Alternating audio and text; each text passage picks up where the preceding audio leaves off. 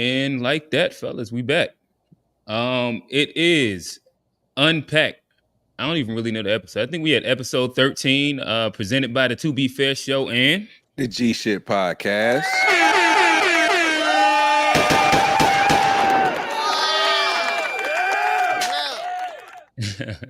All right, so again, we're back for another great conversation, great discussion.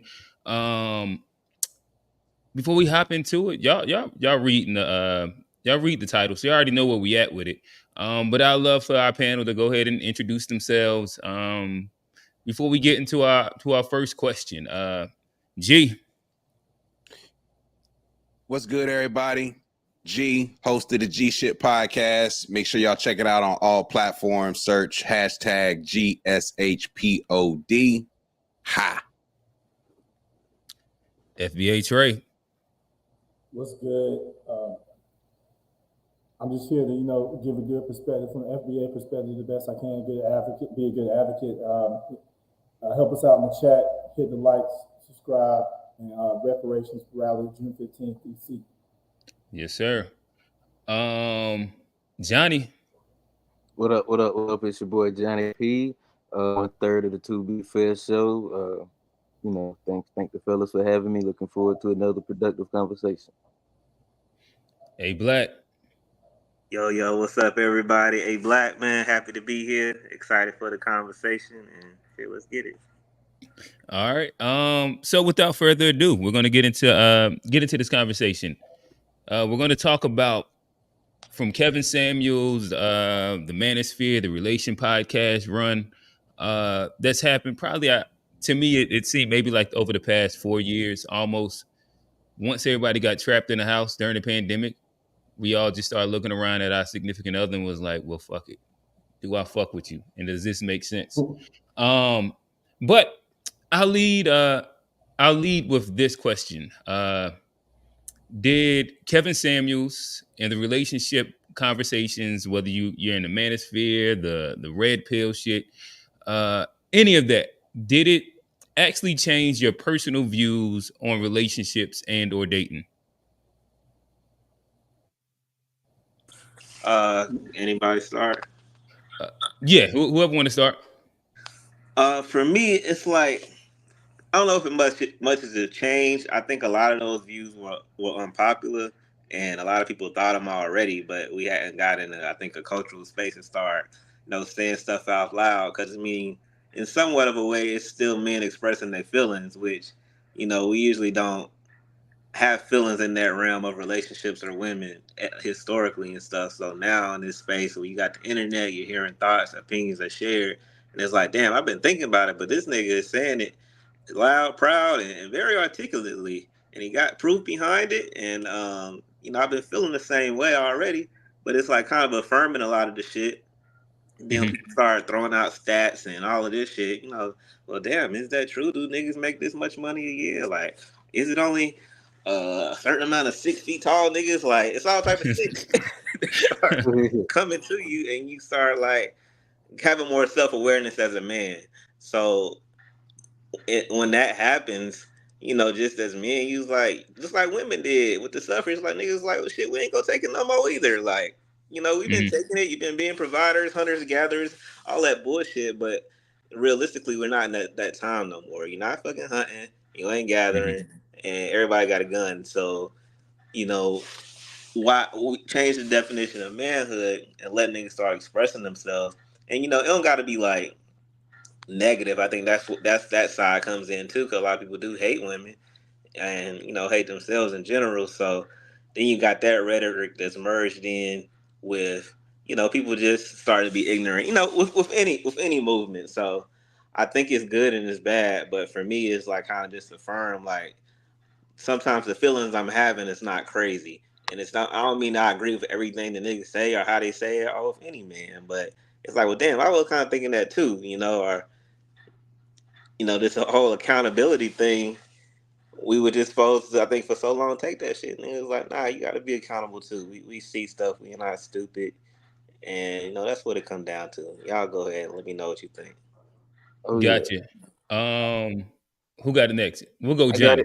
I got it. Yeah. Now I'll say I mean, if you, me personally, I think the conversation came at a perfect time because it came right, as you hit 30, and a lot of these were, just natural conversations when it comes down to, looking towards the future and having a partner and marriage, all of that stuff. It comes with being in your 30s.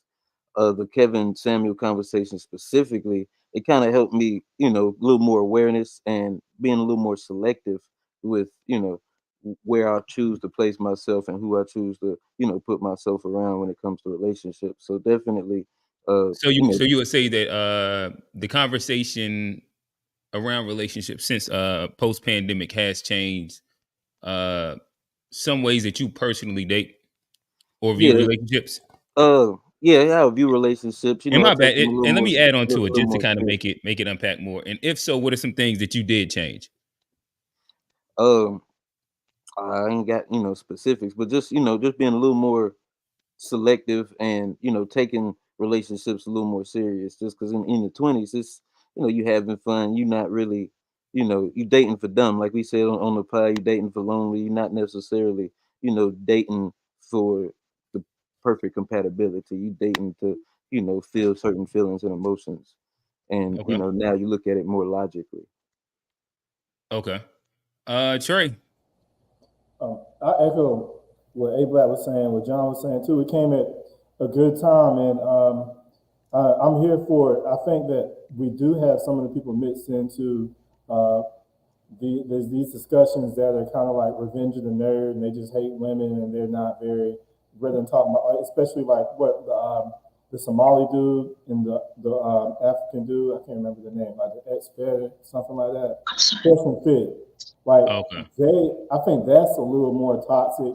And one critique they had on Kevin Samuels is he may not have as many solutions, but I think he did bring an issue to the forefront that we didn't really get discussed because, like Ablad was saying, as Black men, we didn't really have the platform of like an Oprah or someone that's saying negative things about us. So it's like after 6 decades, we get to having making an honest conversation, and it fits right in line with a lot of other things that are getting exposed. Like we talk about like last week with tethers, and we talk about off code leftists, and we talk about the off code conservatives in the church, and then how some of the rainbow situation, feminism, the black and brown falsehood, and off code elitism like the boule, like all of these things need to be addressed because they're all fronts in our like battle against to rise up as a black nation.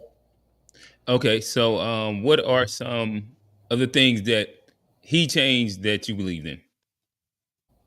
Like when he asked them, like when a woman would come on with kids from other marriage, she's like 40 something and she's heavy set talking about she wants a man that's younger than her with six figures, that's 6 feet tall, all these other things. But Like you wasn't dating that woman, was you? I wasn't, but I heard them because they're very No. So loud what and I'm saying, all. like personally, what is how has he impacted your personal views when it comes to dating and relationships? Well, I personally, I don't mess with. I never really mess with females that harbor that mentality. But unfortunately, there's a lot of people that are more around that you hear about. Or I have friends that are in situations that it seems like a lot of people don't know their worth. So it didn't really help me as much because I was never a sucker for a lot of that. But at the same time, I think that a lot of people did need to hear that message because they were selling themselves short. So I can't really say how it helped me personally, other than when you constantly hear people saying negative things about black men and you don't hear a counter to that, to somebody to speak for us as a collective, So you was there enjoying the it's dunking like pretty much. I wouldn't even say the dunking. I think it's just a fair conversation. Like when people aren't used to black men coming in a situation and regulating, putting some justice and some fairness and cleaning up a mess. Just like the Alabama situation, people weren't used to black men doing that in the brawl down there. So we just have it's just more. I'm just enjoying the wave of my brothers standing up. Okay. G. Yeah, man. I mean, look, Disciple G, maybe. I don't know. Say what now? I said Disciple G. I don't know. As I say, I said before the pre-show, like Kevin Samuels don't get enough flowers, if we being honest. But like in terms of how he impacted my personal views, I can't say that he did. Like I was already married when I started learning about Kevin Samuels. I'm hearing some crazy shit in the background. Somebody I don't know if anybody else is hearing that too. But Kevin Samuels, man, is he, like I said, he don't get the flowers he deserves.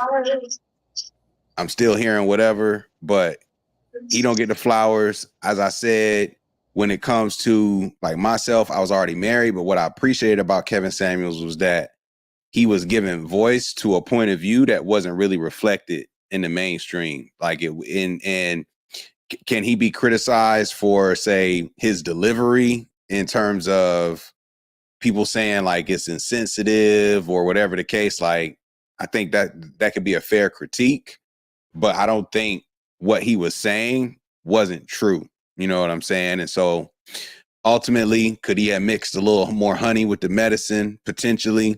But the thing about Kevin Samuels too is that he was doing his thing for a minute and he was talking to the dudes who wasn't really up to par for the longest time. And it really wasn't until there was that clip with him and the young lady, and it went viral because of how he was talking to her, but he had already had like a huge log of content talking to dudes in similar ways, saying how you expect this type of lady and you this guy with X, Y, and Z in a third, but nobody really reacted to it the same. So, you know, like I said, he deserves more flowers. I appreciated his voice, and I'm just disappointed that things played out the way it played out, if I'm being honest. Gotcha. Alex, welcome to the show. Talk to us. Do you need me to reread the question, or you got it? You muted.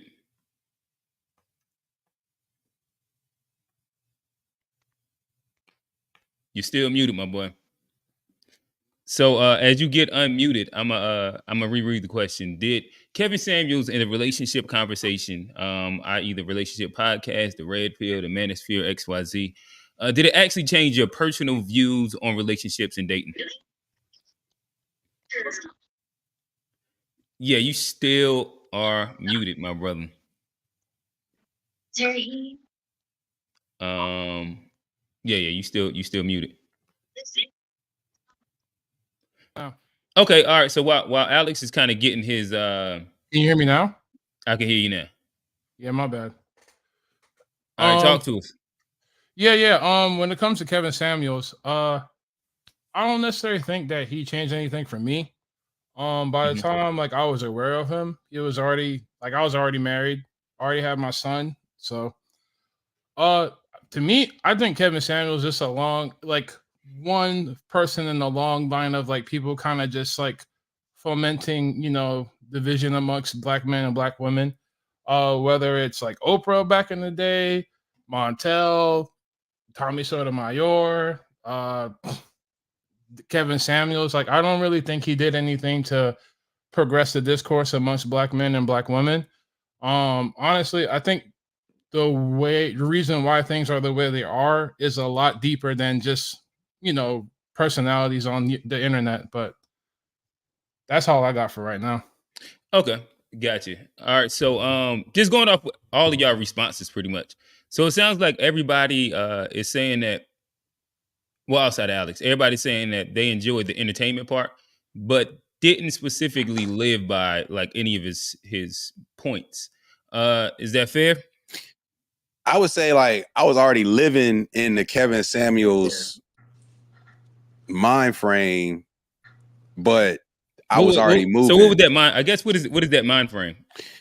The mind frame of understanding, like as a young man, the type of woman who you need to prioritize versus the ones you need to not spend as much time on. Like I feel like Kevin Samuels, like I said at the beginning, he was talking to men before he got popular talking to women. And it was really about making sure that, you know, knowing where you are and what you're working toward at the end of the day. So it's like, I always had that in my mindset. I always had like a vision for myself, and I never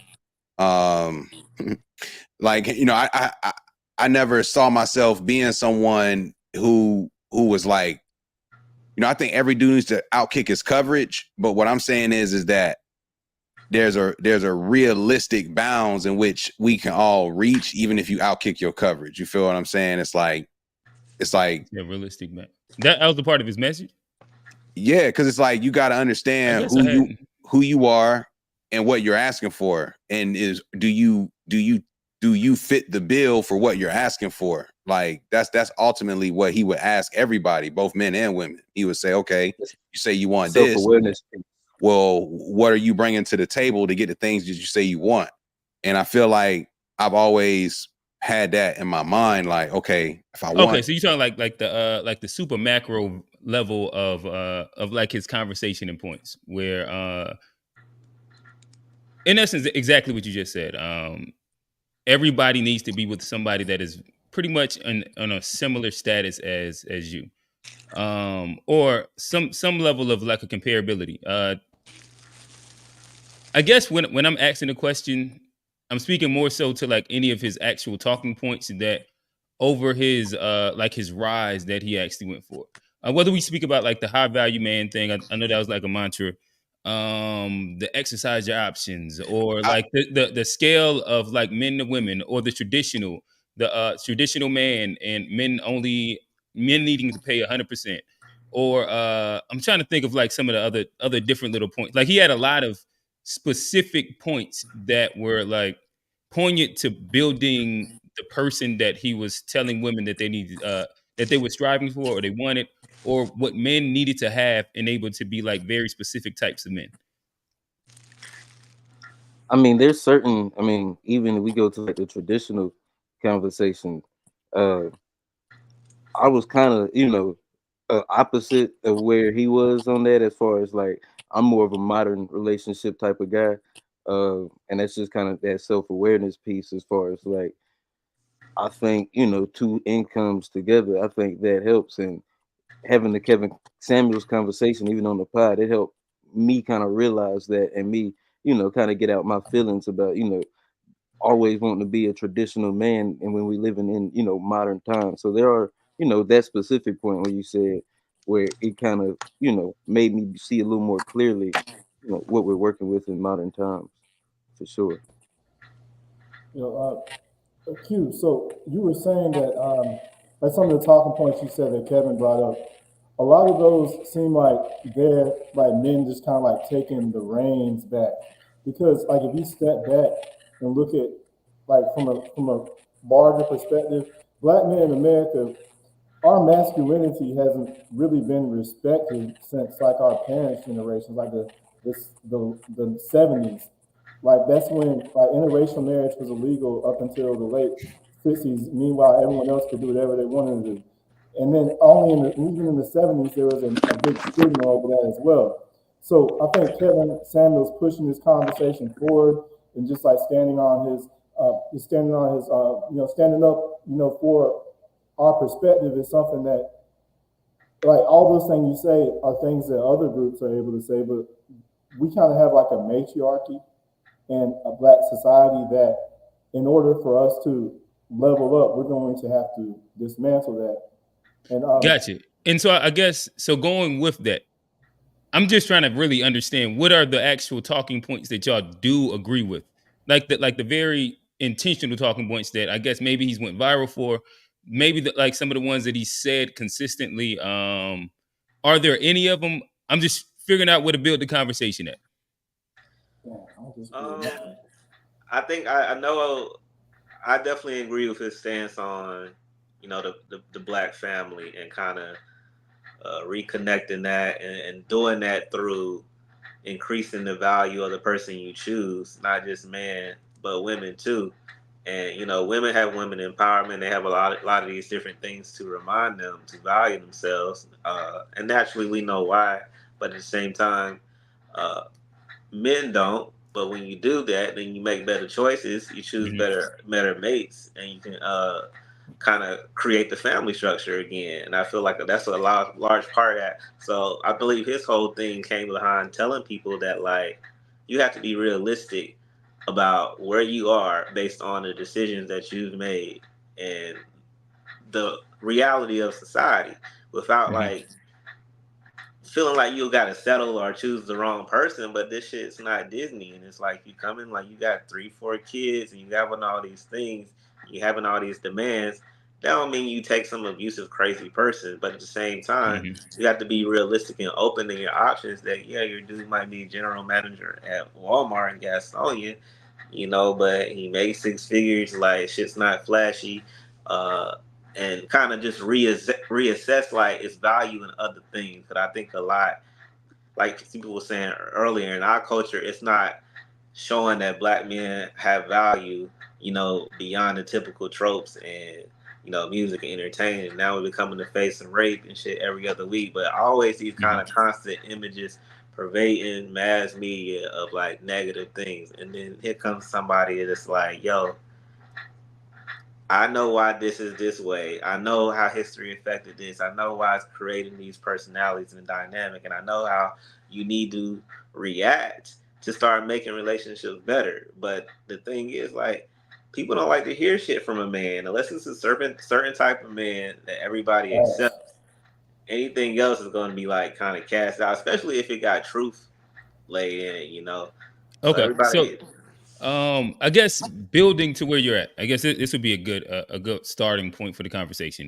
Then, so do you agree with, I guess, like the value system, whether we say Kevin or like the general like red pill and or like manosphere space puts on like women, or we're all black men here, so or black women, where there is a heavy emphasis when we speak about like looks, um the vanity piece. There's heavy emphasis on like in specific age range where there's value. um I believe like the quotes are typically, a man doesn't care about your education or your money, or your job or your career. Do y'all agree with these tropes, not tropes, yeah, these I think. statements or not? I think. Well, I don't want somebody else want to speak, but I think a lot of those things kind of get blown out of proportion. It's like, yeah, you want a woman with an education or that works or something or has something of her own, but at the same time, that's not necessarily what is really all of attracting you, because at the end of the day, no matter what she's doing, you're gonna have to provide. You're gonna have to be, number one, even if she's something to fall back on.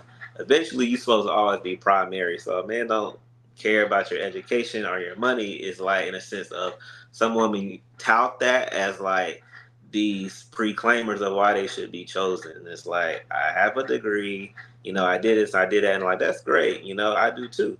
But can you value a man? Can you give a man peace? Like when you start saying these things, are you asking for this man? Are you going to the gym? Are you eating healthy? But Hmm. any type of questioning you do, it's like instead of understanding or having accountability, they react. They want to fight. It's like, nah, they gravitate towards anybody that's telling them they right. So that's how you can get Derrick Jacksons, and they have plenty of content that are kind of affirming that your views are right all the time. So whether it's right or wrong, it's really an imbalance, like I guess, of that type of media and him just covering it. People calling him, asking him shit. Like you calling into a man, you choosing for him to tell you about him, and then we're choosing to watch and consume it, and like you're mad at him because everybody has a choice. Like these niggas not forcing nobody to be on the show or nobody to watch it. So people, something is resonating when you make people react to this level that they Hmm. celebrate your death and shit. It's like, well, damn, let me look into this further. Why are y'all so happy? Like, what did he really do? Gotcha. So, and I guess to build the conversation to where we don't kind of just specifically get uh pigeonholed to Kevin Samuels. I think that Kevin Samuels kind of like spurred an entire like movement, if you may, or like it's a whole sphere that kind of came out of it, where you had like the manosphere and the red pill. So using him almost as the front, but kind of just speaking towards like the general talking points of the people that also tend to regurgitate some of his talking points. Alex, thoughts? I think the question was, we was talking about the value of what was it? Value of women inside, like how inside these spaces, women are looked at based off of whether you say like looks or the idea that these certain things doesn't really matter. Do you agree? Disagree? Um, I think it depends on the subset of men that you're talking to. For me So personally, can I clarify really quickly then? yeah. I guess speaking towards what we assume would be like the average viewer. So then we just go with like the average person and like, let's say the average black man. Speaking towards the average black man, the average person that was consuming his content, or the average person that consumes this content, whether it's red pill, manosphere, whichever kind of like wormhole you want to put it into. Well, I think that's why, like I said, like it depends on the certain subset of men you're talking to. Mm-hmm. I think the most symptomatic thing are the people who kind of gravitate towards the red pill stuff, who kind of gravitate towards the manosphere stuff. There is like a underlying, I guess, unnurtured feeling of like purpose and wanting and belonging. So yeah, like I think those men kind of like they kind of like gravitate towards those areas that kind of be in an echo chamber of hearing, what they want to hear, but they're not necessarily getting anything of substance that's going to help propel them to actually address the problems that they're having and the real world consequences of pretty much how the society is set up, not to kind of like have them engage or have them be a part of a grander thing. So I think to like answer your question a little bit better, like I mean, I guess like I think men are kind of put on this pedestal of being like hyper visual or like looks matter. I think looks matter. I think that's a prerequisite, but like I think more than anything, I think men more than anything like to feel appreciated, like to feel like they have a purpose. And um, Right. I mean, it just so happens that a beautiful woman, makes that a lot better. But like at the end of the day, like if you polled the majority of these men and they were vulnerable enough to say it, I think a lot of them just want to like be loved. But that's me. Now, I think can you rephrase the question? Can you repeat the question again, Q? Was it? It was Are we piggybacking answering it off of A Black's initial comment, where he was speaking about maybe it was Kevin Samuel's perspective on women. on black men? We are asked the question specifically his, and then like the sphere perspective on women and pretty much the value in which how you should choose a woman. Do you agree? Disagree? Where do you need me to run down some of the Oh, no, well, no, I do disagree because I think it kind of speaks, and I think it's the same unfairness to the men. Is there's a hyper feminism and a hyper masculinity where, in all reality, most people don't, fall within the extremes that they're talking about when you're talking about high value and like top 1%. Uh, that's not the average man. The average man's experience when it comes to relationships are going to be totally different than like that 1%er. Also, when it comes to like women, whatever you want to base them on, the 1%, women, their dating experience is going to be totally different than the masses, the majority of us. And when you just focus on those and tell people this is, what success is, this is what you have to do in order to be successful, I think on both sides it's, an unfair conversation and not a real conversation. Got you, Trey. I think the only reason that Kevin Samuels started talking about high value men was because, like G was saying, he went out of his way before getting into the relationship conversations to try to mold men into high value men. And a lot of the women that called in, the criteria they were looking for in the men made them, they were looking for the top 1%. So we had to let them know what those type of men are looking for. And there were also men that called in that may have been lacking as far as like that criteria goes, and he gave them a reality check too. So it wasn't just like he was like some misogynist just telling women that they were ugly and then and they should lower their expectations. It's just based on what they're looking for. He was just letting them know what they qualify for. And I think if they have better expectations, then they would have better results, you know, in the dating situation. Hey Trey, I was speaking on the whole red, not just Kevin Samuels, because Kevin Samuels I think did a better job than most, but a lot of the other parts of the red pill sphere is what I was kind of mostly referring to. I think I feel also you. Kevin was more steered towards black men. Like I think all men can learn from it, but he was taking it. I feeling like towards a more black niche, whereas a lot of that other red pill shit derived from white masculinity, their dating dynamics. It might be overly egotistical and alpha and all of this bullshit. And I feel like he kind of took that, and it's like part of that is us, but for this group, our conditions made us different, so our relationship dynamics are different. So you can't be taking all of that like white alpha male shit and bringing it to black women because they like, yo, nigga, what? They got to be dealt with differently. So I just felt like it was just speaking to us and like who you need to be. Like this is the world we live in. This is what they want. So like you say, you talking to men first. Telling them how to dress, get cologne. This how you tie a tie. Being these niggas daddies and shit for years. But a lot of people don't have that. So you got a man who whole thing was men improvement. You go viral. Of course, it's monetized. You looking at your shit like, man, every time I put the women on the show, shit is crazy. So why not keep doing it? They calling me. That's the whole thing. If this nigga was in people's comment sections, going to their house, pulling up at their shows, calling them, I'm like, yo, he's an annoying dude. People call him. Like, this is what I don't understand. They want to hear what he thinks about them. And it's like, yo, if you don't want to hear it, why are you calling this man? But they love it too because they know he's telling the truth. Yeah, but like, what is the difference between Alex, before you go, remember, I do want to get G to kind of finish off, and then we'll go straight to you. Yeah. I mean, perspective on women.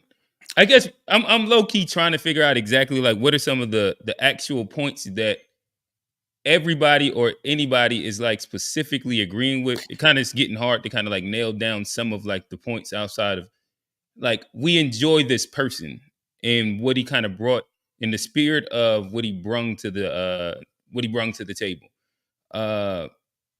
So let me tell you. I'll tell you two things. One, where I feel like he completely missed the mark with his approach, and I'll tell you where I feel like he was spot on with his message.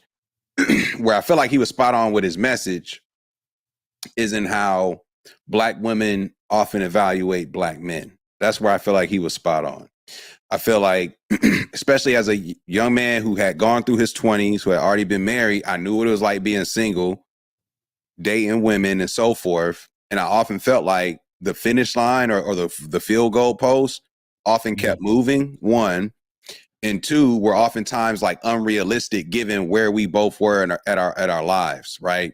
I feel like as a young black man, when you're 22, you're competing not with other 22-year-olds. That same, say, 22-year-old young lady is competing with, she's entertaining niggas 26, 27 potentially, who are already in their careers doing some things. And you as a black man at 22 can oftentimes be looked at as less than because she's got other options that maybe because you haven't reached a certain point, you haven't dipped into that pool yet, right?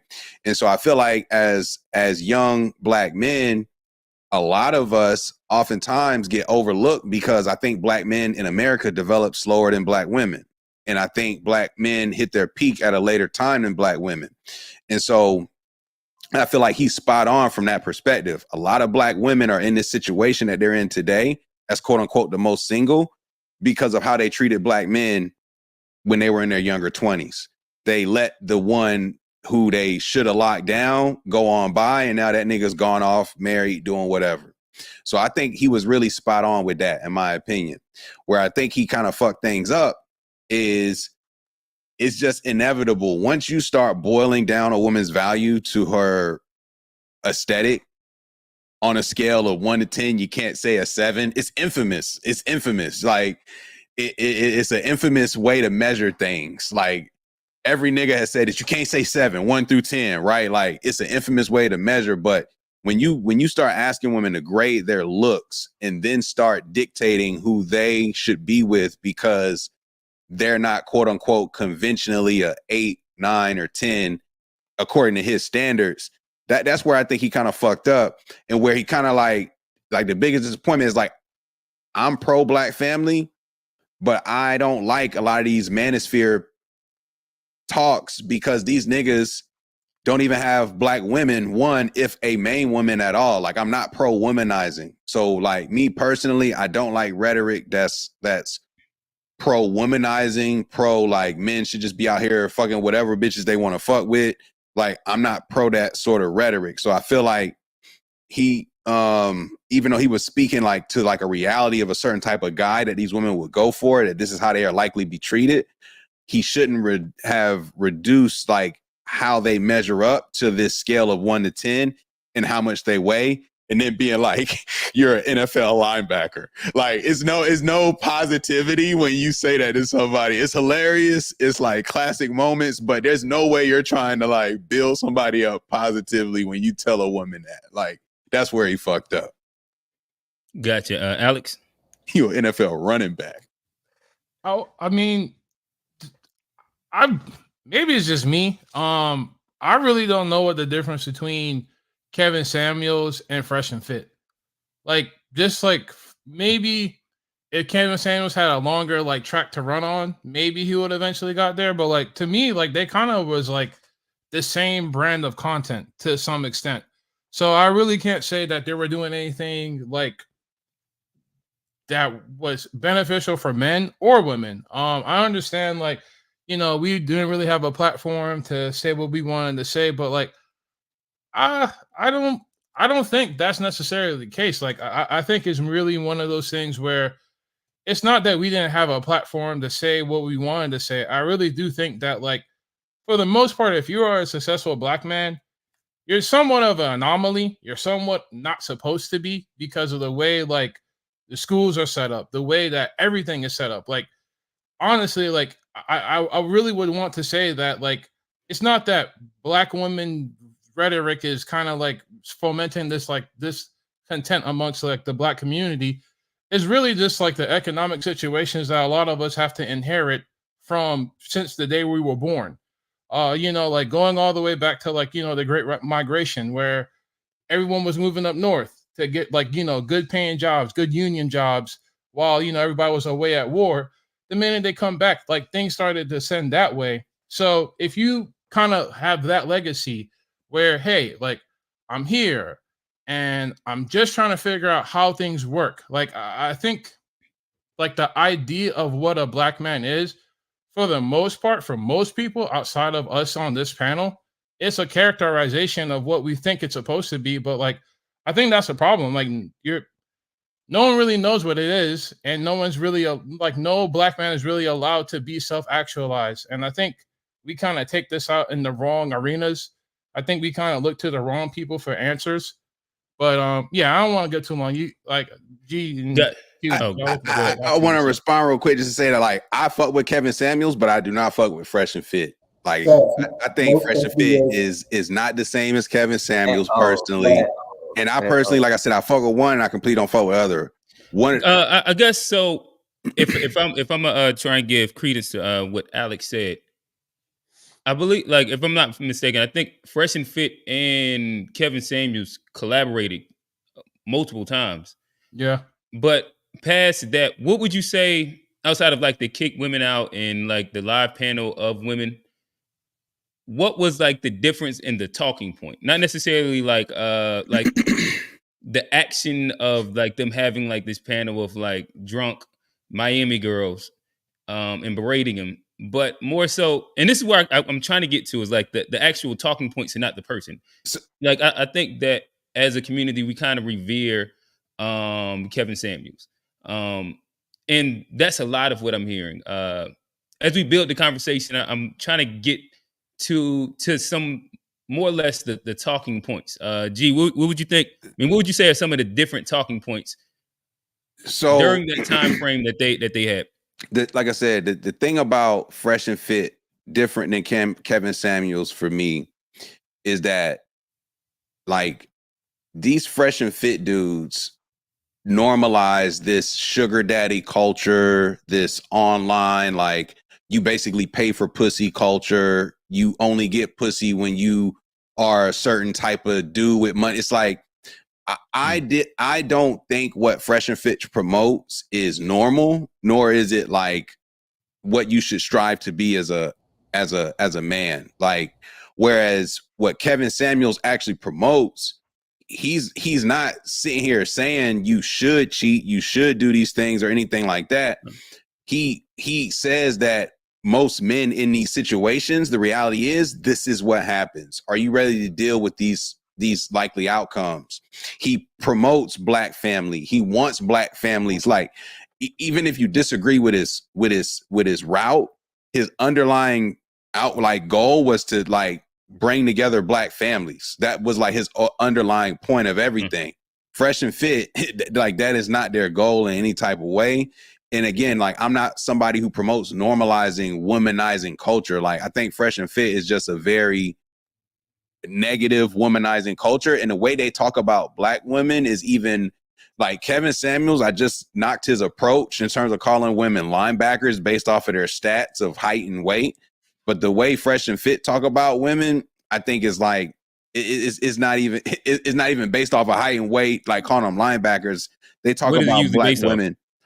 They talk about Black women because I don't think they could really ever pull any, honestly. That's what it feels like. I'm saying, like how are they specifically differently speaking about them outside of like just the whole kick out and things like that?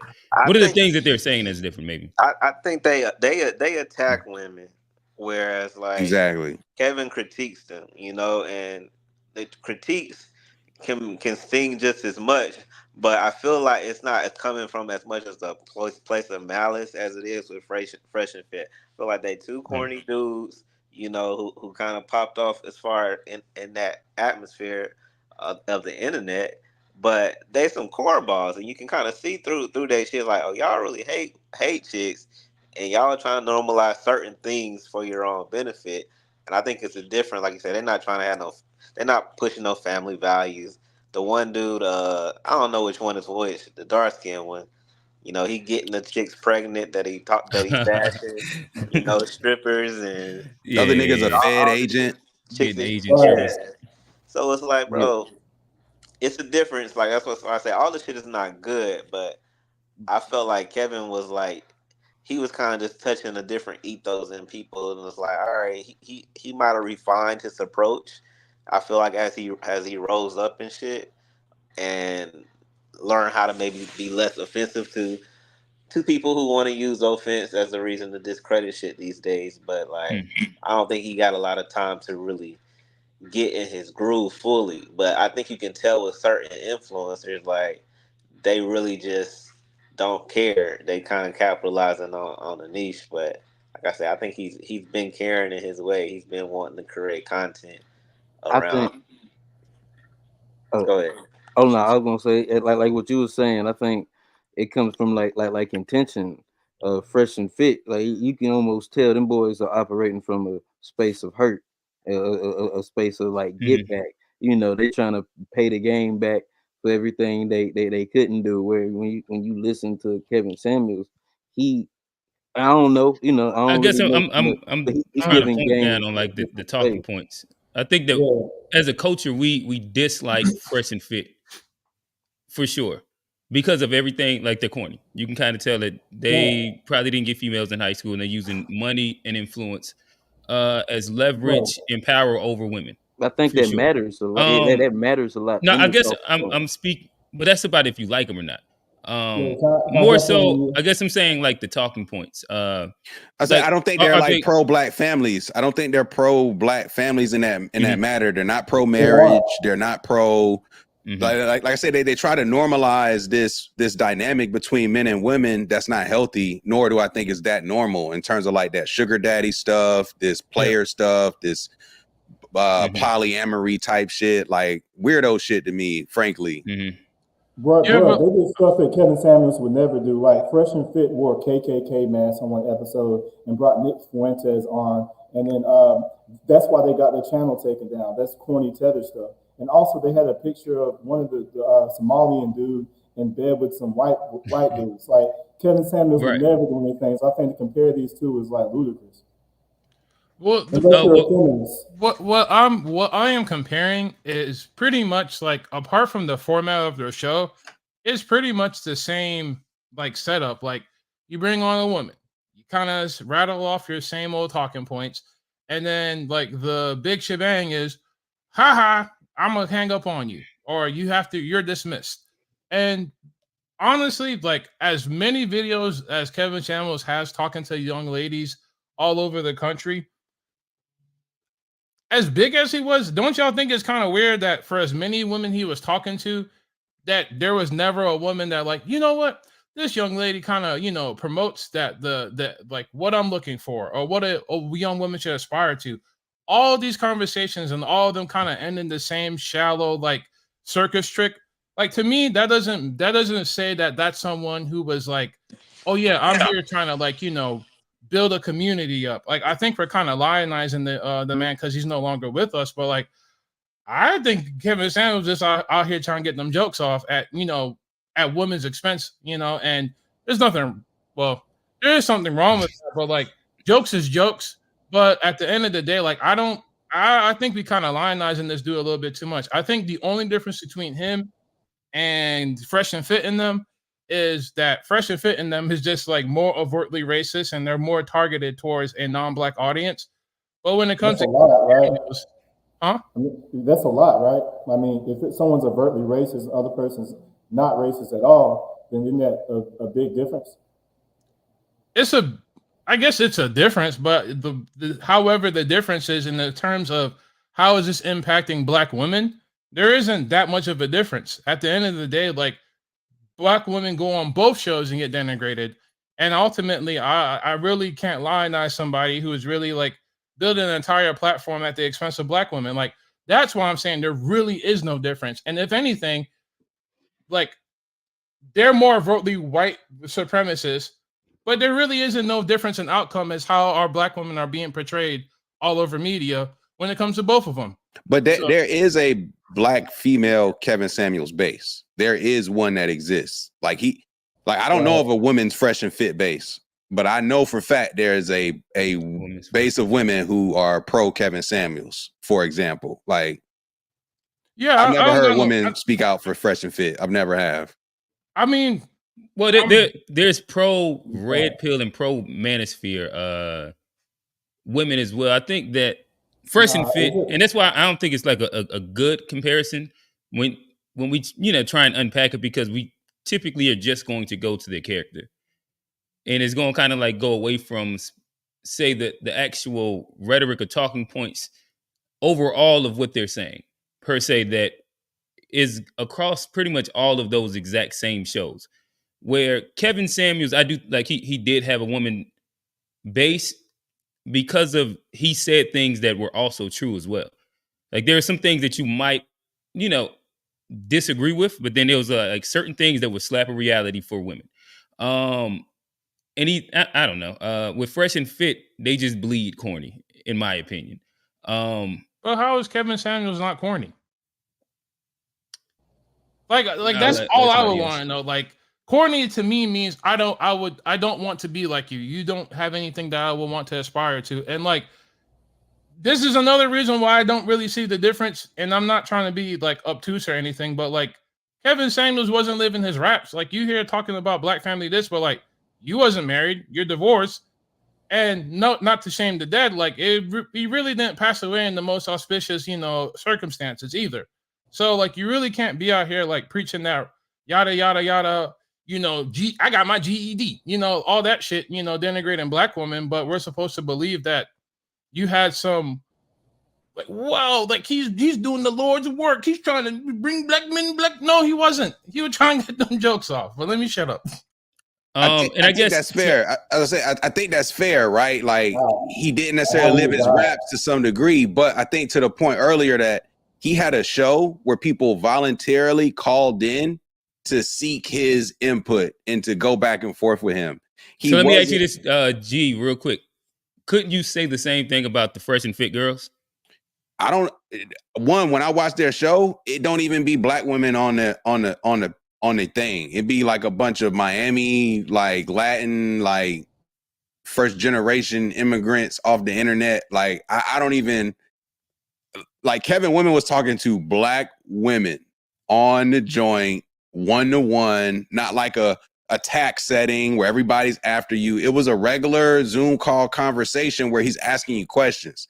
And I feel like the difference between, say, a Kevin Samuels and a Fresh and Fit is that Kevin Samuels was not out here trying to like tell lies.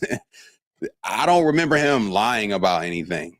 I remember him having a harsh opinion that I like I said, needs to be better in terms of you don't need to reduce women to their stats in terms of grade yourself 1 to 10. What do you weigh?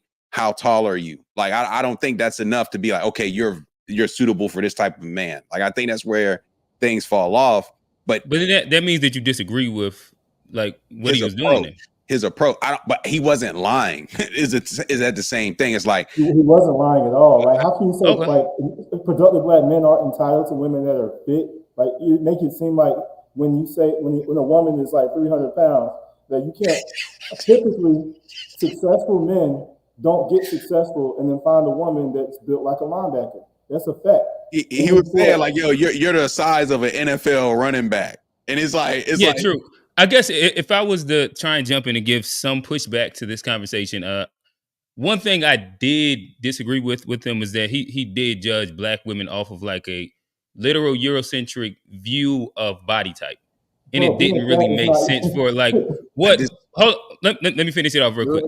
What black men across the board in like what they choose women as, reality wise, like if you look at like the average guy. In his woman that he has, especially the ones that we as the culture tout as, they're typically curvier, and it's past the BMI in which he was speaking towards. I didn't really think that really applied specifically to black women because black men aren't really looking for an ironing board. Can I add to that real quick? Okay. I think he was speaking to the type of men that those women said that they wanted. So he was basically talking about like, all right, this is the type of man you want. Look at those men that are around you in your community and the media. What type of woman do they have? She don't look like a fucking linebacker. That's what I mean. Oh no, I guess what I'm saying is that for a woman, like a black woman that's let's say 5'8" and 180, that like that's not the craziest built woman in reality. Like usually that, like truthfully, a lot of females that guys are choosing are 5'8", 180. Y'all disagree? But to me, I don't mind that. I don't mind that. But if I'm, I don't think he was like if she actually thick and she got ass and or titties. But I'm just asking the question.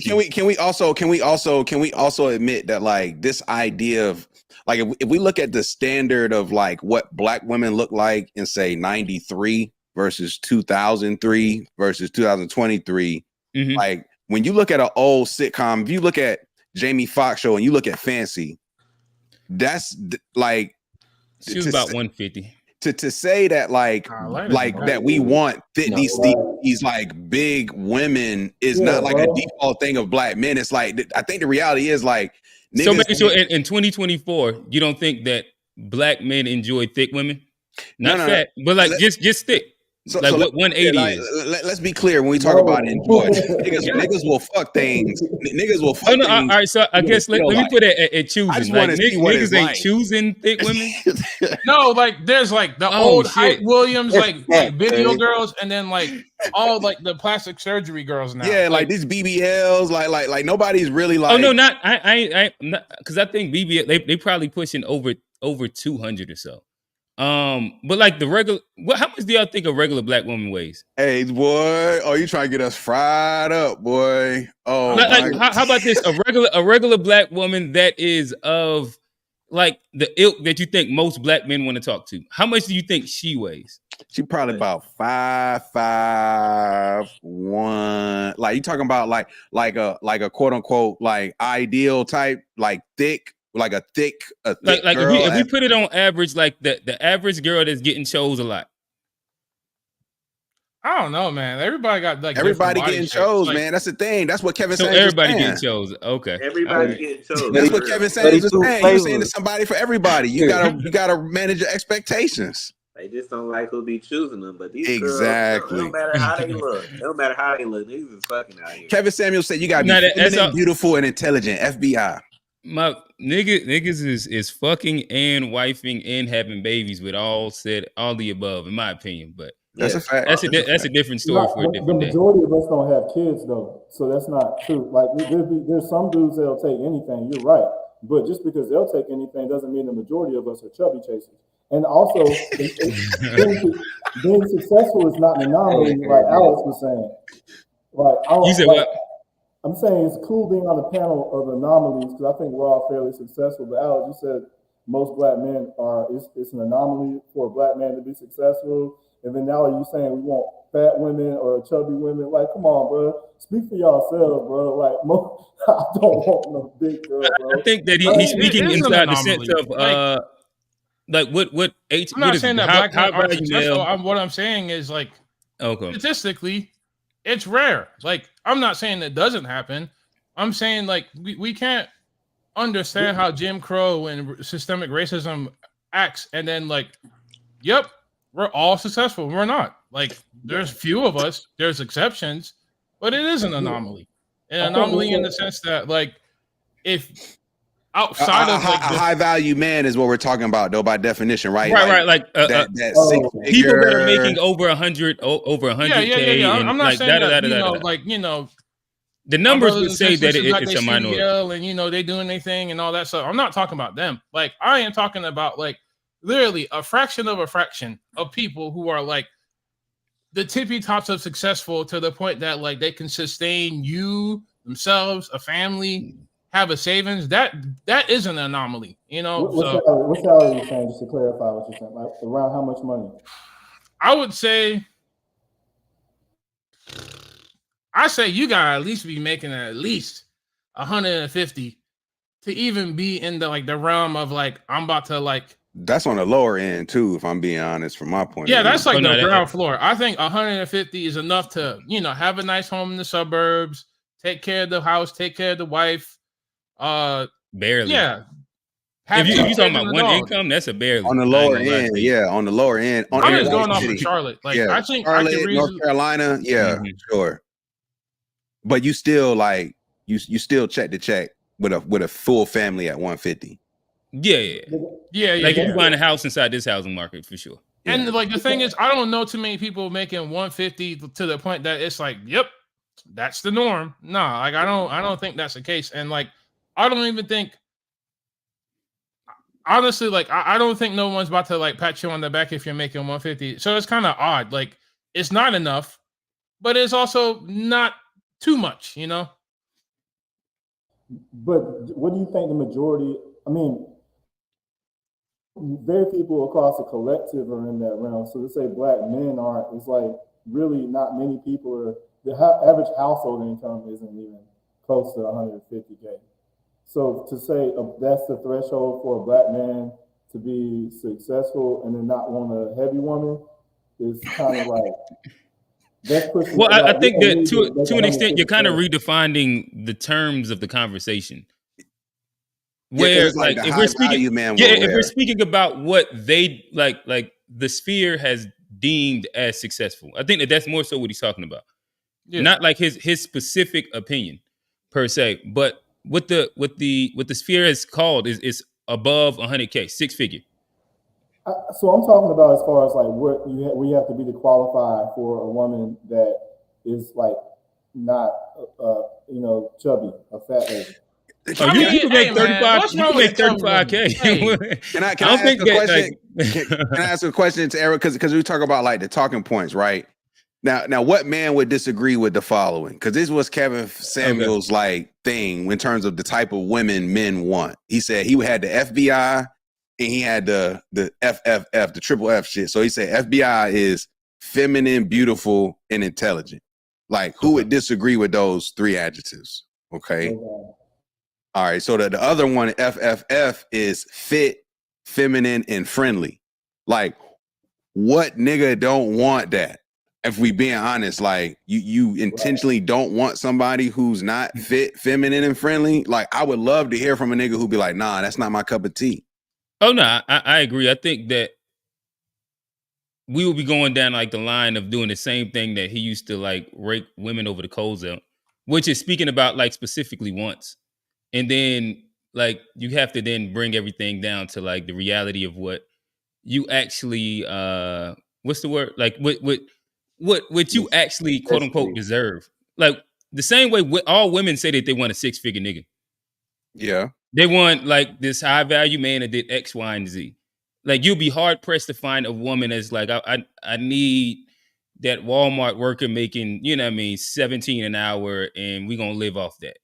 Like that's a rarity as well. I think the balance ends up being probably like the wants and needs and what you actually are a good candidate for.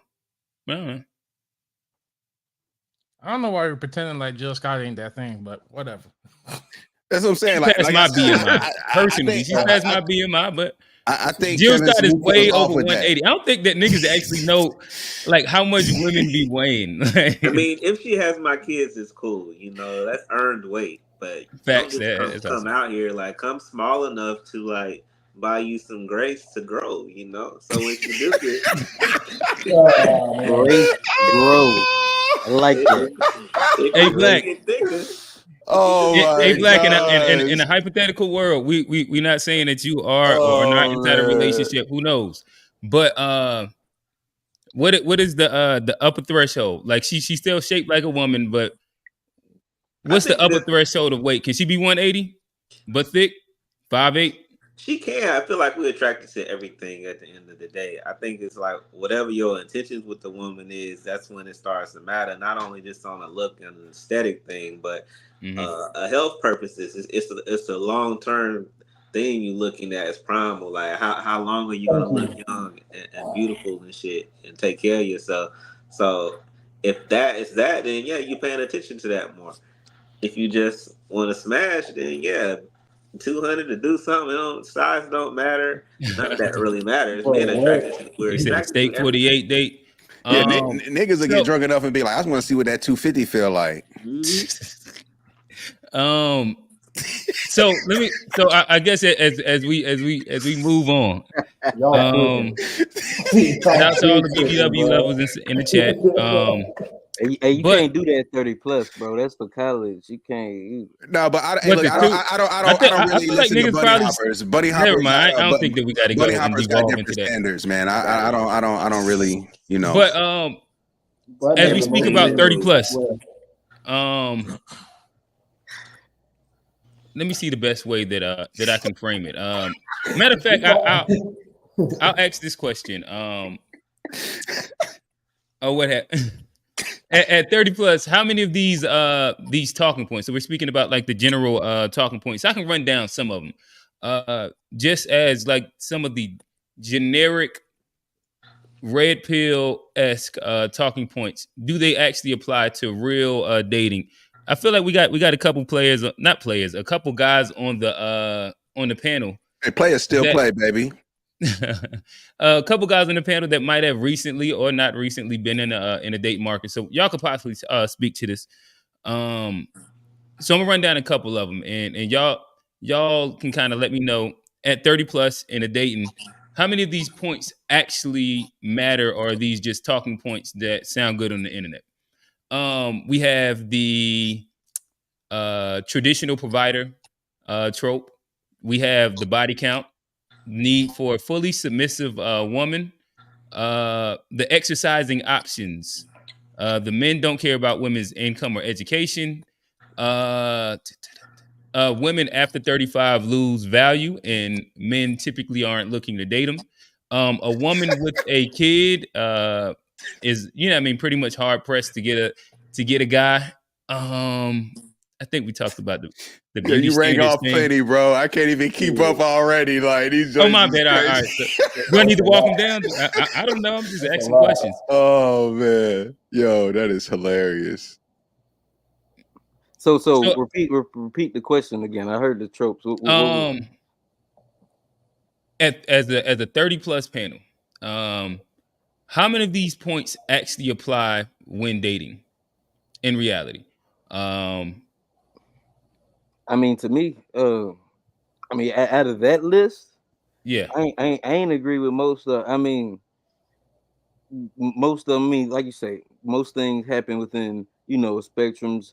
Some things are true about it, but as the most part, overarching points, I ain't really, too much agree with nothing on that list. And to my point earlier, I think that's why, like, that's the extremes on both sides. Like, most of us are going to be with women that work and that bring something to the table. Like, that's just the reality of, like, what everybody is Was going that to on be the with. list though, bro? What's Was that on the list? what's another one of the tropes that I can They hit the wall when they're 30. I said body. Oh yeah, body count would be another one. Is it relative in real life dating? A niggas asking women what their body counts is out here. That's typically not a conversation you having with a woman outside of college. In 30 plus, that's you really not probably asking that question. And if you are, hey, I don't know. but yes, so like I don't agree with that. I don't think a lot of those red pill points are productive in finding a healthy relationship. What about like a fully submissive woman? What does that even mean, man? Yeah, Like, you'd have I to don't know. unpack that a little more. Because like Like, I I don't think know that's what something you hear fully a lot, but like I submissive. don't think nobody wants a fucking robot. Like, you know what I'm saying? Like, be cooperative, maybe, but not submissive.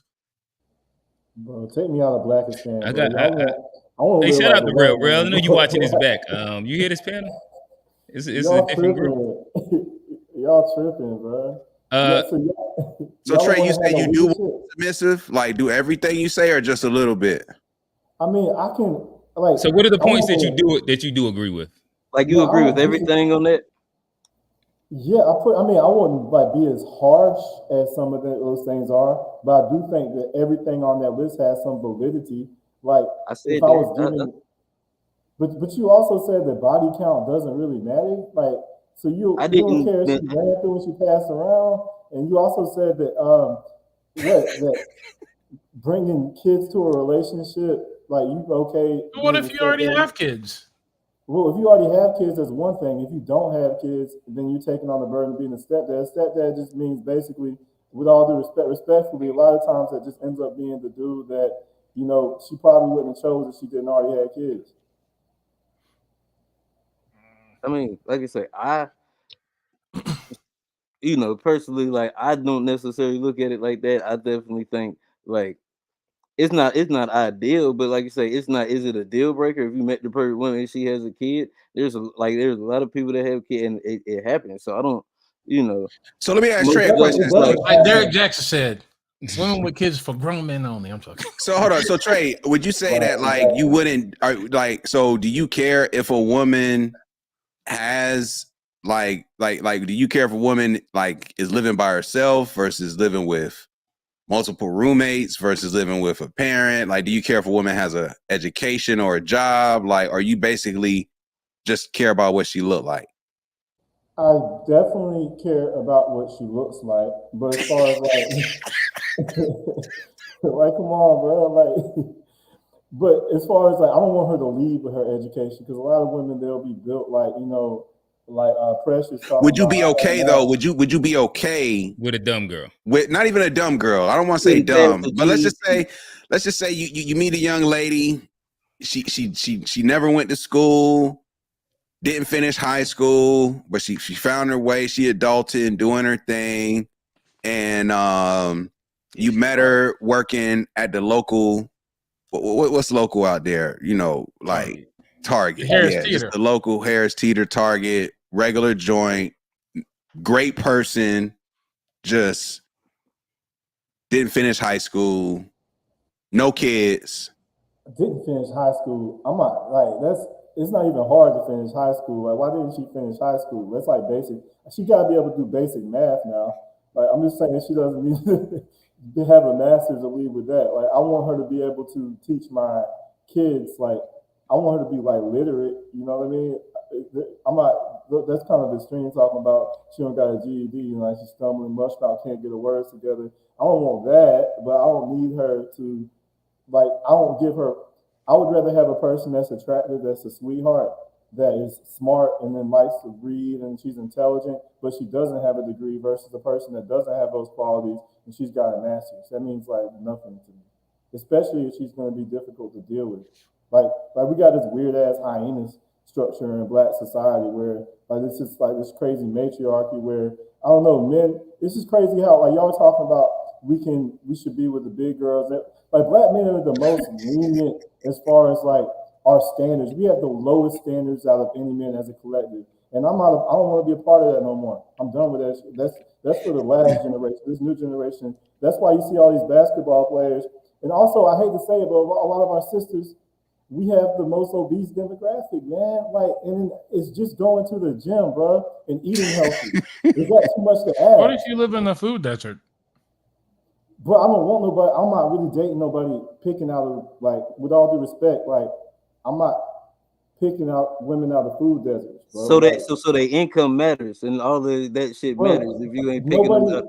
Bro, so if you're economically disadvantaged, they shit matter. You ain't picking. Yeah, bro. It looks like they gotta have at least a little bit of money, at least a little bit. Do matter. Which probably means you got a little education to you.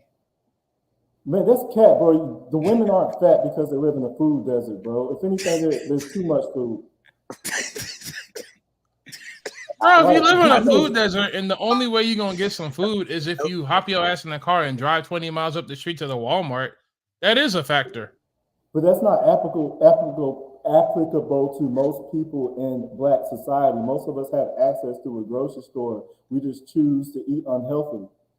So, I mean, that's a simple cop-out, bro. Most of the big women are not big because they live in the food desert. There are plenty of people that live by a Publix that are big because they eat too much and they don't exercise.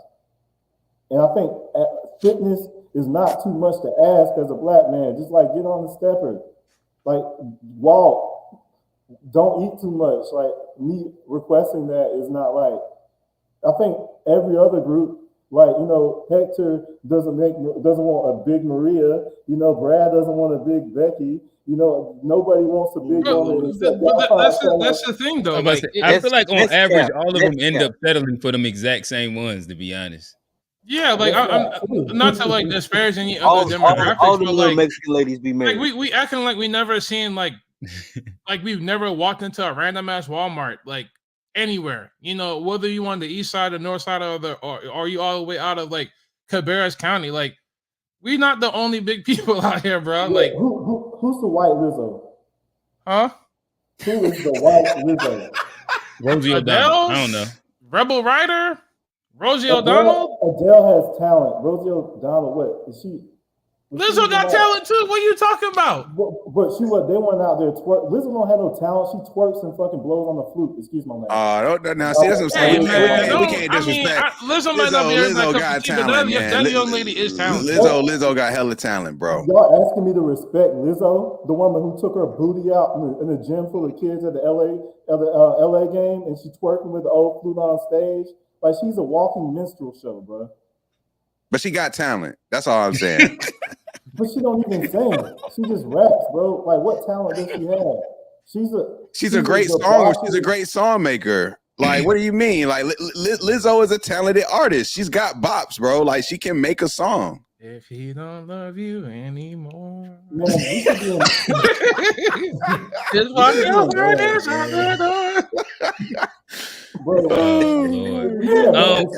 my problem. Goes back to the plantation, bro. All right, but Trey, I imagine most guys when they say thick, they're not speaking specifically Lizzo.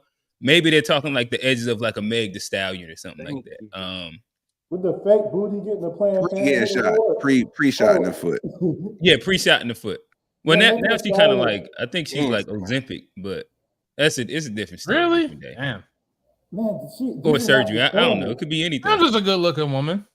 Who? Tim's.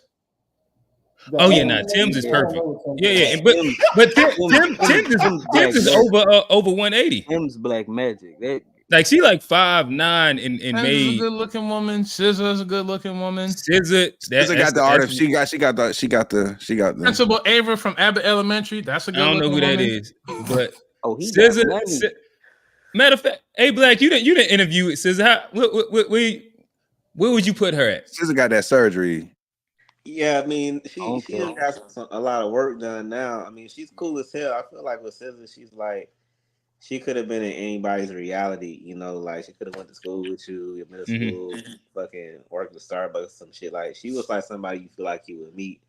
And you know, her music hitting, but she got a little work done. But she cool little chick. I mean, it's like if she wasn't famous, it's like fame amplifies some people.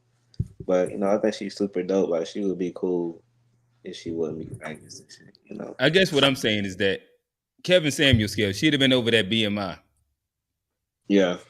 No, but y'all can't talk about Lizzo and talk She about got SZA money like though. that's comparable, You bro. know, SZA is attractive. I'm You not talk SZA's about attractive, Lizzo and she fat, made like a regular woman. SZA but got she's money, not so fat. like these chicks are different than normal chicks because Mm-hmm. they can like still somewhat dictate a lot of things that most women depend on a man to dictate. So, but they Mm-hmm. compare themselves to these same women, you know, who have resources, who have careers or products or whatever they do that have them serious income. So, although they still want a man, they don't be like desiring a man. But then the chicks that need a man, that preach all the shit that they preach, still compare them shits to Megans and Glorillas and like these chicks got fucking money now. Y'all can dance and shake and shit, but at the end of the day, they ain't really reality. But it's coming like a lot of their Doesn't message. that go against some of like the Kevin Samuels, i.e., and Red Pill talking points where they say that they'd almost prefer the woman out of Target, woman out of Walmart, than like the famous woman or the woman with money or status or anything like that. Stephen A. Smith said you need a strong 7. I fuck with it. I mean, because loyalty, certain qualities start come into effect that it's like you got enough beauty, but you realize beauty is endless. Like it's always going to be a finer woman aesthetically somewhere. But if you find somebody to really fuck with you and that, you know, got a lot of other traits and shit, you know, that's what people are looking for. But a lot of, I think, what people value just been skewed out here and shit. But like people really want each other. That's why they so angry. Like I think Alex was saying earlier about how men want to be loved. That's how Kevin Samuels touched on people. But you know, humans in general. That's why so much anger, especially in our community. Like this shit is every day, like the Twilight song at this point, like nonstop. But like, why people are you hurt? Admit that you hurt, and like let's start working through shit. So I think it's good in that regard because it's taking the bandage off a lot of shit. But it's like, all right, start working through shit. Like not everybody stop denying we this or we that. Listen to how each other feel, how we developing in this new time in this new age, and like adapt to it. But people try to box people into unrealistic measures, and that's when like conflict comes in. Everybody want to fight all the time. Gotcha. So I'm I guess move the conversation a little bit forward. Um, and ask y'all this. So one of those bigger talking points that came out of the era, we'll just call it the era. That's the post-pandemic relationship talk era, was the concept of traditional and modern, in which you have like the traditional household family structure in which the man, he goes, he makes all the money. The woman's pretty much the housewife. She takes care of the family, the kids, cook, clean, X, Y, Z. Then you have that juxtaposed consistently and often with like the modern relationship structure where there's like a partnership of sorts, whether that's a 50-50, 60-40, 70-30, whatever the split ends up being. So I ask y'all first, as we start getting a little bit more into like Black specific and I guess possibly FBA, has that been a structure, speaking specifically traditional, has that been a structure in which the Black community has been able over generations to actually participate in. And well, we'll start there, and then there's a building question to go from there. Whoever wants it first. Nah, I mean, I Man, think if you look historically, uh, I mean, the reason the strong Black woman is rooted in, you know, white supremacy and a lot of the struggle that our grandfathers and stuff went through. That's why our grandmothers had to, you know, go out and work and do second jobs. So traditionally, they didn't allow Black men enough power to be able to have, you know, that traditional role in our communities. I think it was a very intentional, you know, thing they did to divide the Black power structure, was to take away the ability for Black men, for the most part, to have that traditional, you know, relationship with their women. And I think over time, Black women have, you know, kind of, there's a lot of resentment that builds when you're not able to protect and provide for the women in your community. I think Mhm. that builds, and that's you know, a lot of what we're dealing with in modern times. But it's rooted in the past where they kept us from those roles. Man, I used to think like that too, John.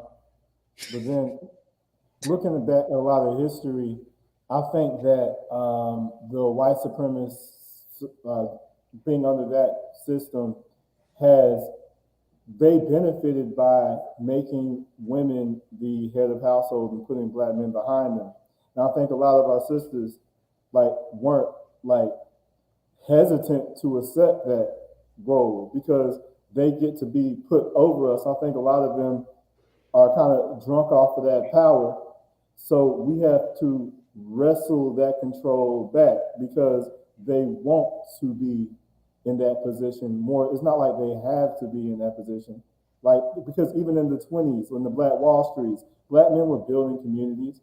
We were building communities all the way up until our mass incarceration, and they took us out of the communities. And then even then, when we were coming back, like you even see like the Democratic Party, for example, they say Black women are the backbone of the Democratic Party. Nobody, they're more, a lot of times, unfortunately, they're a lot more susceptible to the manipulation by white supremacists. Like, you even look at the Black church. Black men are But leaving it's the still, church. but it's still rooted in manipulation by white supremacy with other communities. The reason their women ain't acting like that is because they didn't have that option. Our women had the option, and yes, they took it, but like, and of course, like, I mean, if anybody had a easier, I mean, if you had to walk someplace or take the car, you're gonna always take the car if it's easier. But like, you can't blame somebody for that. But we have to look at the origin of the choice and of the Planned Parenthood and all of that that they put in our community. That was by design, and the effect, where we are now, is exactly where they wanted us to be. I do think though, like there is a reason why when you look at today, the Black women are the most educated and Black men are the most incarcerated, like per capita or whatever. They say Black women are going to college at a higher clip than any other demographic, and Black men are incarcerated. And I think for Black Americans specifically, that traditional approach won't work because of the systematic oppression that we're up against generation after generation. If you're a young man in this country and you make it past age 18 and don't get swept up in the system, you're somewhat playing with house money at that point. You're playing with a different set of cards. A lot of us, unfortunately, just due to our environments and et cetera, like things that are beyond our control, we'll get swept up into situations that take us out of this like dating pool that make us like, you know, as attractive mates and partners. So when you are at a higher clip, getting locked up, school to prison pipeline, being targeted way more than any other thing in this country as a Black man, while your Black women are seemingly finding ways to matriculate to college and beyond and at a higher clip, it creates that just need for our culture to not have a traditional relationship in that respect. And that, like I said, like we don't develop at the same rate and we're overcoming different challenges at a different pace. So it's like by the time we come together and find a suitable partner, as a black man, you're gonna need a woman, in my opinion, who understands this, one, and then two, who's willing to work with you to help build for the future because she understands what you're going through. Like, this is why it can't be the traditional sort of relationship where you, Mr. and Seeley, just go walk up to a nigga and like, look, man, your daughter's looking pretty good. I'll take her. And the nigga's like, give me 2 cows and a mule. Like, nah, like, we not on these traditional methods of like, we just need women to take care of the home and the house. Like, no, we need women to be equitable partners in a relationship, in my opinion. Bro, that trope that you were saying about the mass, that was like the mass incarceration in the 90s during the crack era. There are more black men in jail, in college now than there are black people in prison, or black men in prison. And black male incarceration rates are going down. Our black women's incarceration rates are going up, because I think black men have adapted to this over policing, to where we know one wrong move, you get locked up, versus a lot of women did not necessarily have to go through that because they weren't targeted the same way. And also, you said black women are the most educated. They said they're actually the most enrolled, because that doesn't mean they're finishing school. And I also saw an article where these student loan organizations were targeting them, and they're in degrees that don't pay any money, so they also have the most debt.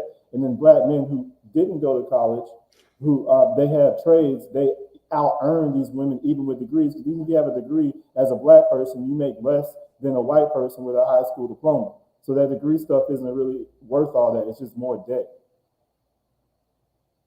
That's my response to those theories. I mean, the kind of trope that you put about the incarceration rates and all that. That's kind of outdated, bro. But it's not a trope because like what you're speaking about, like I would love to see recent numbers, but like as a community, black, if you look at per cap, the percentage of black men that end up having to go through the system versus the percentage of black women, like it's a disparity there. It's not like a close ratio. More black men are going through the system as criminals than black women. But not like the crack era, though. Would you say that? Not like the crack era. Like things have slowed down since then. So are you trying to say that as of today, black men aren't a target for being criminalized and put in jail? Like, am I trying to make sure I'm understanding you correctly? Of course not. That's not what I'm saying. I'm just saying that the statement that you made came out of the crack era in the 80s and the 90s. I still think even today, if you look at college enrollment, more black women are getting enrolled than black men. I still think that holds true today. Enrollment and graduation aren't the same thing, though, because just because they go to college doesn't mean black men are more likely to complete college once they're enrolled.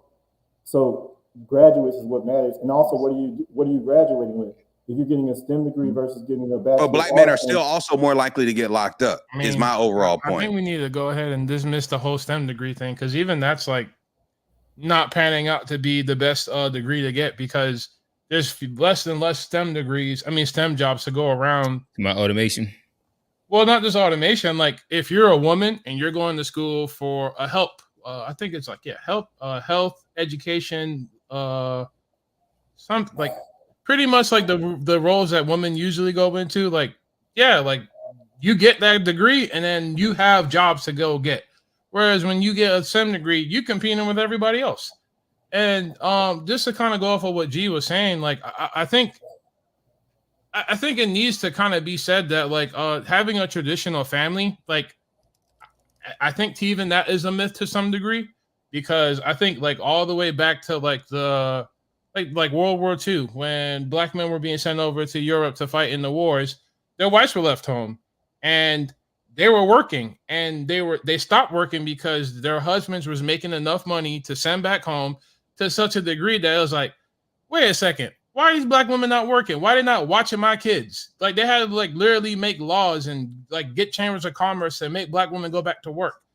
That's because just to like, kind of nail it home, like we have always been working together. I think if you're thinking about what tradition is, like, I think not to bring up Diddy or anything, but like, I think, people need to start understanding that's what comes with that, like, oh, like traditional, like relationship, dynamic of I can take care of everything. I pay everything. I'm pretty much like a puppeteer of your entire existence.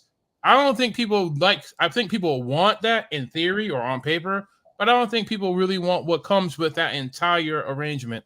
So I think, just to kind of go back to what G was saying, like, I think the day you as a young black man are in a classroom, your teachers are looking at you different. They don't look at you the same way that they'll look at your female counterpart who's the same race as you. By default, you're a trouble. You're a deviant. Oh, you trying to look at my ass. You trying to look at my butt. All that other shit. So the whole time you're in school, it's a miracle if you get through the whole thing engaged. Because by the time you're done,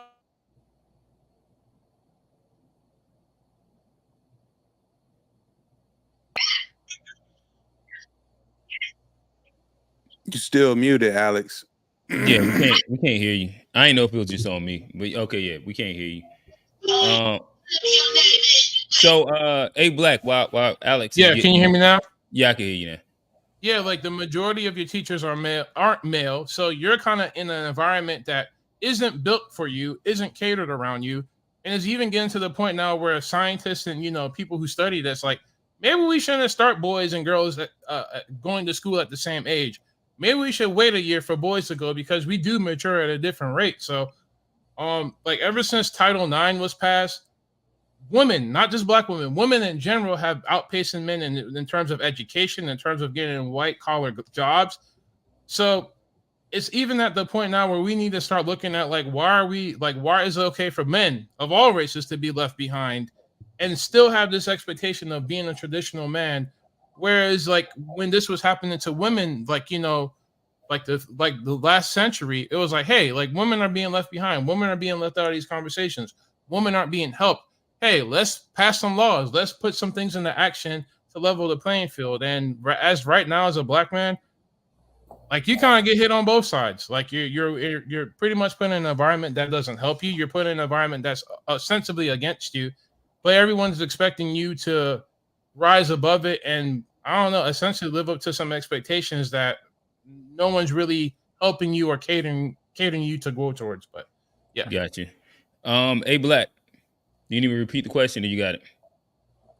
Yes, repeat the question, please. It was pretty much like with the rise of the conversation based around like traditional and modern relationships.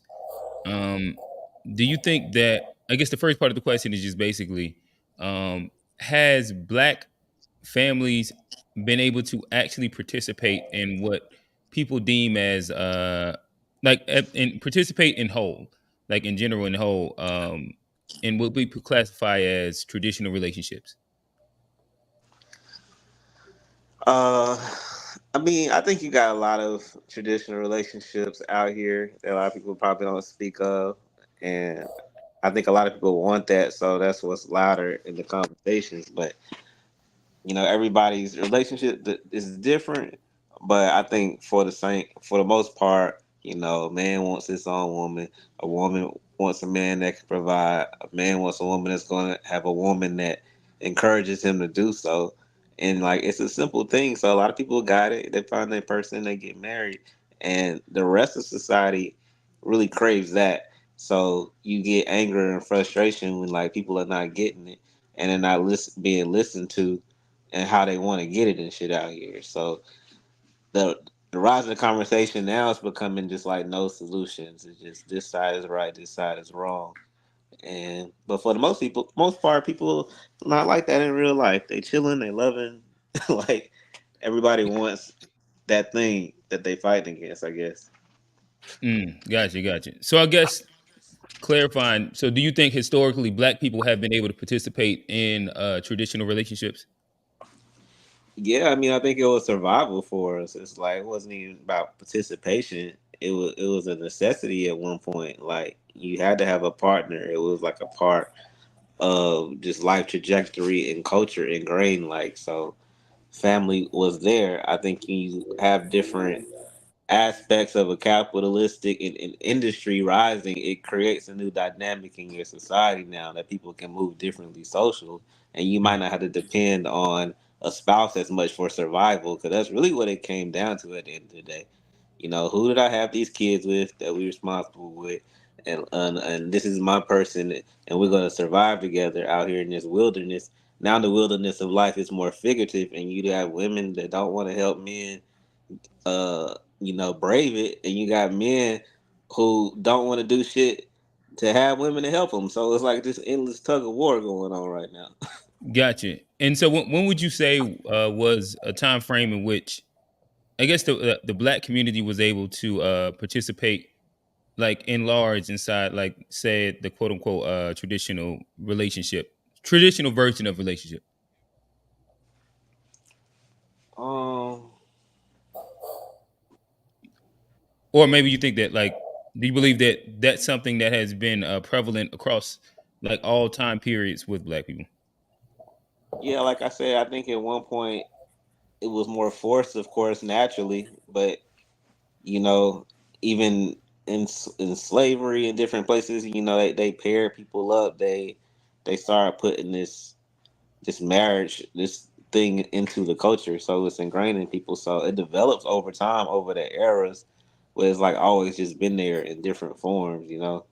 But it's just I guess a need or survival, whether it's physical survival or emotional survival. But like you need each other, but it's just like an imbalance going on, I guess, within the media, because the media is dominated by people who don't have what they want. People that do are chilling. They're the consumers. They're looking like, damn, these niggas crazy, but shit, I got my girl at home. I got my wife. I got my dude. But they scrolling, they looking, they laughing at the shit. A lot of people are living that life too, and they don't got to be loud about it. So you hear the side of people who don't have that, and from men and from women. Everybody's scrambling. The people that's chilling, they chilling. So it's just an imbalance on I think what people think is what's going on out here, but most dudes I know are secure and married, and it's like you still might have thoughts of like when you were single and shit. Like, yeah, I remember, dating dynamics. You're not an old ass person, but at the end of the day, I think people just be talking more and more shit online that they don't really mean. Cause these girls be loving, they be doing all of the shit. They be going to Applebee's. They be coming over, pulling up at the crib when they say they want. The dudes be giving them money. Everybody's doing the shit that they saying they're not gonna do it. At the Gotcha. end of the day. Um so I guess the second part to the question would be yeah, said the two dynamics that we just talked about. What people deem as like the traditional structure where male provides, woman, nurturer, and that's kind of like the explicit gender roles to it. Then you have like the modern take where there's somewhat of a dual partnership, and whatever that balance is. For the progression of black people, do you think one or the other should take precedence? I think there's a necessity, and there's been a necessity for the modern style of relationship.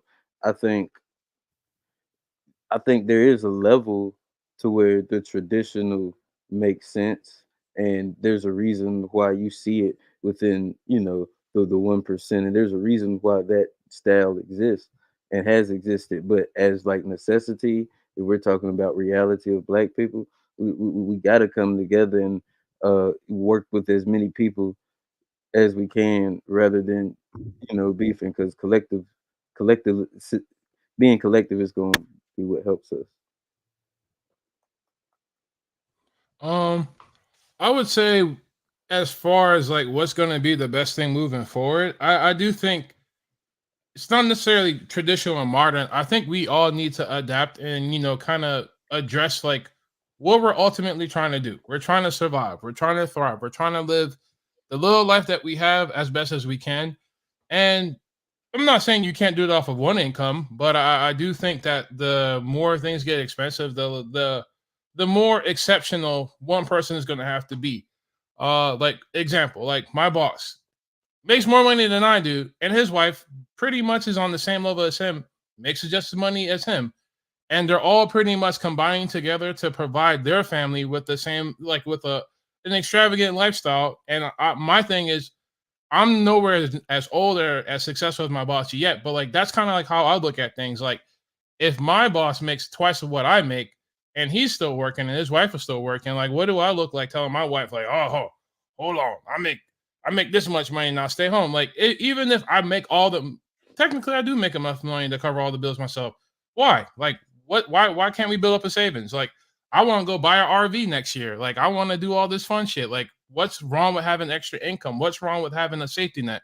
That kind of thing. So I do think that I think we need, moving forward, like, as women like are more liberated and more educated and pretty much are equals, not pretty much are our equals. I think we need to start like redefining, like, hey, like, why I gotta provide for you? You got a better job than me. You make more money than me. Like, why you can't provide for us? Why the fuck you getting this like high paying job if you're not about to take care of nobody except yourself? I think that's a question we need to start asking. On the flip side, for men, like, are you really like, do you really have no value if you don't provide for people that you care about? Can't you provide in other ways? Can't you provide by, taking care of the kids, cleaning up the house? Like, I think if we really want to be as modern as we would like to be, I think we need to start having more conversations that, I guess, revamp like gender norms as to more towards like strengths and weaknesses. Find somebody who completes you, find someone who has the strengths that you have weaknesses in, and vice versa. So yeah, that's all I got to say. This sounds like the whole 50-50 conversation, basically, when we talk about traditional. So, man, why is it that, do you think this is a race, like, kind of, is it mainly a certain demographic of women that has a problem with 50-50? Because like Alex is saying, I know, but or is it, who has a problem with 50-50? Because I know a lot of successful people that want to work, but then does that mean that you can't be the head of your household if your wife works? Like, I'm not really even sure, like, the whole, like, in this day and age with inflation and the way everything costs, I think everyone understands that, you may not contribute as much as your man, but to get by, if you want to have some much, you might have to do something, or either be extra supportive in the man that is doing something, if they have like a business or something that in that regard. So yeah, so Trey, I guess a piece of the conversation is built around the answer to your question. When you say, well, who is actually against 50-50, or like a lot of these different tropes, I think a lot of this ends up being like internet conversation. Like, I think some of like the relationship conversation that comes from the female sphere tends to kind of push against like the idea of going whether it's 50-50 or splitting anything with the man. And so you tend to hear that rhetoric regurgitated from their end. Same way that like there's some manosphere talking points. There's like, I don't know what the woman version of that shit is, but there's female sphere talking points where, a lot of it ends up being, get a guy, pretty much the sugar daddy baby mentality, i.e. the city girls or the horrible decisions, or what's the name? Poor minds. Like a lot of what like that culture ends up pushing. But when to A Black's point, where when you look at what a lot of people are doing, most people are just figuring shit out. So I don't even know if there is a big demographic of people who live by that, but there's a group that are loud on the internet saying it.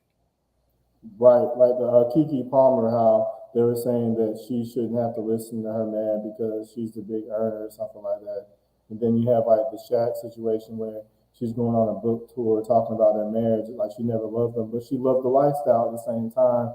So it's like you get the benefit and you get to talk bad about, like, say things that's embarrassing to the kids, embarrassing to the family, where your 50-50 was just like being like LeBron's wife, where you kind of out of the spotlight, you're just supportive and just a classic woman. She couldn't even do that. So I think there is like a power dynamic that's kind of at play with the situation where like in this, I don't know what wave of feminism we are now, but a lot of, like, did y'all hear about the drizzle movement, like the answer to the sprinkle movement, where women were just talking about how they can like get men to pay their bills and things like that, and the dudes were like, well, if I need a woman who can be able to do 50-50 or whatever, drizzle.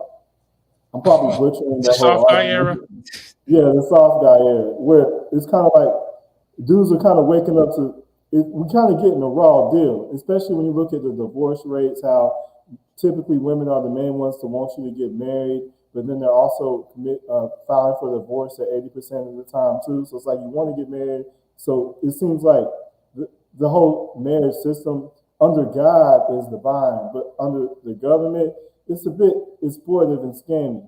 If you just go like with no prenup and just with a no-fault divorce and how things typically go, especially when kids come into play.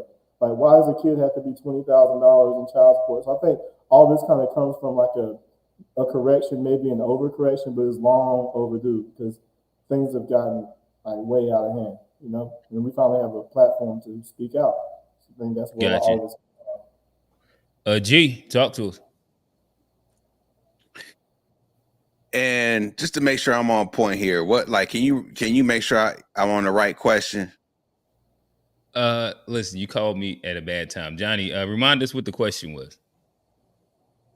I was gonna ask what the question. I'm glad you ain't say me, but I think what we're referring to is. Oh, my bad. All right, I'm back. My bad. I had to scroll up to find the notes. But speaking about the current state of Black people and what relationship style would best work in the interest of pushing Black people forward. It won't be the traditional model. That's a fact. The traditional model is outdated.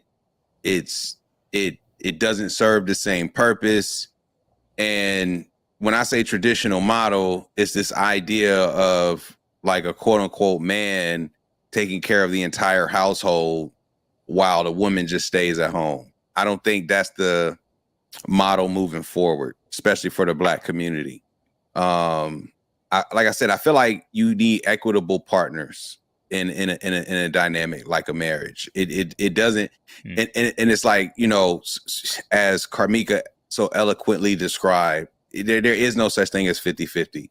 I believe in what's called comparative advantage, which is more of an economic principle, where, you know, comparatively speaking, in any dynamic, nobody's going to typically do everything better than the other person. There's going to be some things that some people just do better than the other. So I feel like when you're in a partnership, especially in a Black community, our Black women are way too talented to just take a submissive role, in my opinion. They got way too many gifts, way too much to offer for them to just be like sitting back listening to niggas. Like, I'm just being honest. And that's not to say that like men can't lead, but men shouldn't just be in charge, because when men are just in charge, that's not like a positive outcome either. So it's like you want to have a healthy amount of input from your partner, and like I said, you want to make sure that y'all are taking advantage of the comparative advantages between the two, so that long term, the things that each individual strives in, like you can reap those rewards and then like bring everything together, versus one person trying to do everything by themselves. Like you need to make sure that at the end of the day, if we're trying to build something together, it's an equitable partnership. It cannot be something where like there's just quote unquote one person making all the decisions. So you don't think a man should lead the household? That's not what I said. I got you. Where but as far as women should be able to weigh in, of course. But at the end of the day, would you be like if a man? So again, comparatively speaking, there are. Like when you say lead a household, that doesn't mean that you're going to get everything done the way you say it should be done, in my opinion. So if we're saying a man leads his household, that doesn't equal a man's household goes exactly as he says it should go. Like the last say, like he gets the last say. And I don't think the man necessarily gets the last say as the leader, right? Like I said, there's a comparative advantage. If there are certain situations where it's like, you know what? I hear what, like, I'll say this, as a man in the house, you have the last word over what you're going to do. That's what a man does in a relationship. No man can allow, in my opinion, a woman to force him to do things that he doesn't deem like against his code. Like, you're the man, you lay down the code. If y'all disagree and you just have a hard line on like, look, I'm not doing X because of code, that's a form of leadership, in my opinion. Doesn't necessarily mean that everybody's gonna follow your leadership. Like the woman, you know what I'm saying? Like, women, even though I might have a hard line, my wife isn't gonna always be like, all right, I agree with your line. She might have to figure out for herself, but like, my line is this, and I'm not crossing it. You see what I'm saying? So to me, leadership in a dynamic is knowing where your boundaries are and making sure you don't compromise those boundaries while you're like progressing the household forward. That doesn't mean that you're going to get everybody else to do what you think they should be doing. But there are some places where you won't compromise, right? Because then you can't protect your family if you can't like have control over what's going to happen. Like if you say get in the car, she needs to get in the car. You know what I mean? Something's about to go down. And there are certain circumstances where she says, relax, calm down, where you need to relax, calm down. Like I said, comparatively speaking, it goes both ways. Like, that's what I'm saying. Like, I have anger problems. I'll be going to casket, and then I look over and I see my wife looking crazy. And I'm like, oh, damn, I'm fucking up. You see what I'm saying? Like, yeah. So are you saying less submission, advantage. more partnership? Say it again. I said, so are you saying less submission, more partnership? It's an equitable partnership. It's not just submission being that it's one-sided. What I say goes. It's who makes sense where. You know what I'm saying? Sometimes the man makes more sense with the bills. Sometimes the woman makes more sense with the bills. Sometimes it makes more sense for the man to cook. Sometimes it makes more sense for the woman to cook. Sometimes the man is more cleanly than the woman. Like these aren't going to always be one for one.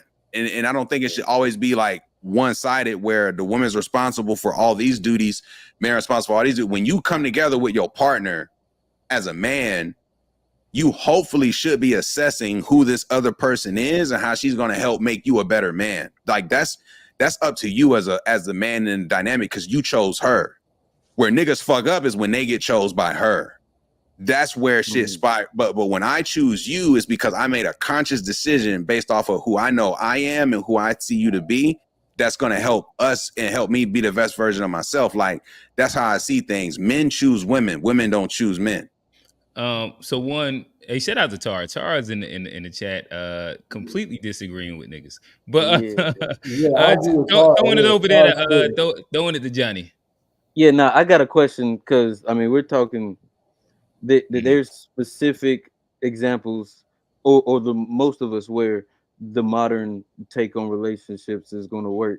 But if we're talking about goals and where we want to be, is there a space where is there any validity in traditional relationships? I'm reading, shout out to Tara G, I'm reading some of her comments and what she's saying about like the benefit that being a wife is to the family and playing that traditional role. We talk on our podcast a lot. Rail's a big advocate of the traditional family. And at what point, and I guess that's why I'm asking, at what point, I guess it's a personal thing for everybody, but what point does it make more sense to be modern? And then at what point does it make more sense for you to be traditional? Is it a certain dollar amount, or where do we decide that? I think it really just depends on what lifestyle you're trying to aspire to. Like I said, like you could be traditional off of 45K, living off of Section 8. You know, like you can be very traditional, making 70K, and you know, your wife is at home watching the kids, like kids who are fucking 12 years old who literally can watch themselves. It all depends on what you want to do. And kind of like G said, like it's an equitable partnership. Like it's a team. Like you wouldn't want to be playing ball with somebody who, hey man, I'm gonna do 100% of the dribbling, and then you're gonna do 100% of the shooting, because with that you did not look at the Mavs play last round. That sounds like no. Okay, my bad. Don't even do that. My bad. I'm derailing. Go ahead. Alex, keep going. My bad. I'm derailing. Of this, I'm doing 100% of that. Then you are on a fucking rubber band of like room of margin of error, where all it takes is one. Hey man, my shooting ain't shooting like how it used to, and now you're fucked. Like, I like how me and my wife move. Like, majority of the time, we kind of pick up where, like, hey, I suck at this, but you're really good at it. And then we kind of do the whole thing. And not for nothing, not to, disparage nobody, but like, you can get a whole fucking check sitting at home, working from home on somebody's telephone. So, like, there's plenty of women out here who working from home, got a baby in one hand, breastfeeding, doing laundry in the other room. So, like, even if you want to think of like things that way, like if you just like, hey, I'm not about to pay for daycare, okay, get a work from home job. You can pretty much contribute to your household. Like, I think it's a fantasy and a fairy tale for anybody who thinks that the norm for everybody is literally, it might be like a dream, but then you have to ask yourself, like, why is your contribution to a team literally doing what a fucking air fryer can do, or doing what your husband can do, or doing what a dishwasher can do? Like, I don't think that's going to cut it anymore. Just like how I think, like, you going to work and coming home and not doing shit around the house to help your kids, I don't think that's going to cut it anymore. We live in a day and age where you have to be a dynamic husband, wife, father, son, family member, friend, because that's what we're all missing. So, yeah. Gotcha. I really, I'm gonna throw to A Black. We ain't heard you in a second. Yeah, nah, I totally agree with everybody. I didn't have much to say on that one, unless you want to reframe the question. Okay, gotcha. Well, yeah, I guess is Trey. We haven't actually heard you unpack the way that you feel. I know you kind of rebutted a couple. So in general, when it comes down to the framework, i.e., like the modern, the traditional, and even it sounds like for the majority of the panel, there's the thought that a partnership is better than submission. What is your thoughts? I wholeheartedly disagree with that. And I think that this mentality where we kind of have like a matriarchy on the high end, on the low end of partnership, I think that's unique to Black culture. And I think that's why with our warrior class being so like ready to compromise and not really take the leadership and want to have the last say, I kind of think that's why we're at the bottom. And I don't really blame a lot of the modern women for their mentality, because I think it just reflects leadership. And I think we had the generation before us that were kind of, very simpish. And then we've been a captive audience up until like fairly recently, the last generation. So we didn't have the ability to take charge if we want to. Like, we always have the trope of the person on the plantation wielding a rolling pin, emasculating her man, like the sapphire trope and all that.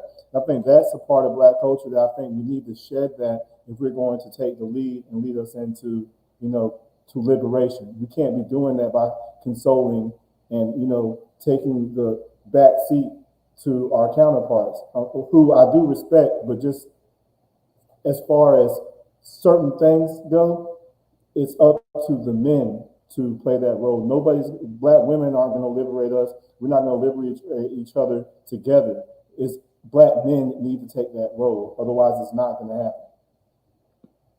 But I would just add that leadership isn't about dictating and like commanding people. It's more about like stewardship. It's more about serving others. So like, I hear what you're saying, Trey, but like, a leader is something you are. It's not something you assert on people. It's like, hey, like, shit went down and I did what I was supposed to do because that's how it happens. Like, that's not something you're gonna go into like straight off the gate. Like, you're gonna have like a 5-point contract, sign here, initial here. Like, you're gonna sign up for me being a leader. I'm like, no, like, you either are or you aren't, So I think as far as I can tell from you, I don't think that you're not a leader, but I don't think that's necessarily something you have to like, it's unrelenting and you kind of have to acquiesce, or else like, it's, hey, like, there's a bump in the middle of the night. Who else gonna fucking check it except me? Exactly. That's what a leader does. But I don't think that we're saying like, all right, honey, what do you want to do? All right, I don't have any opinions. Like, that's not what it is. Like,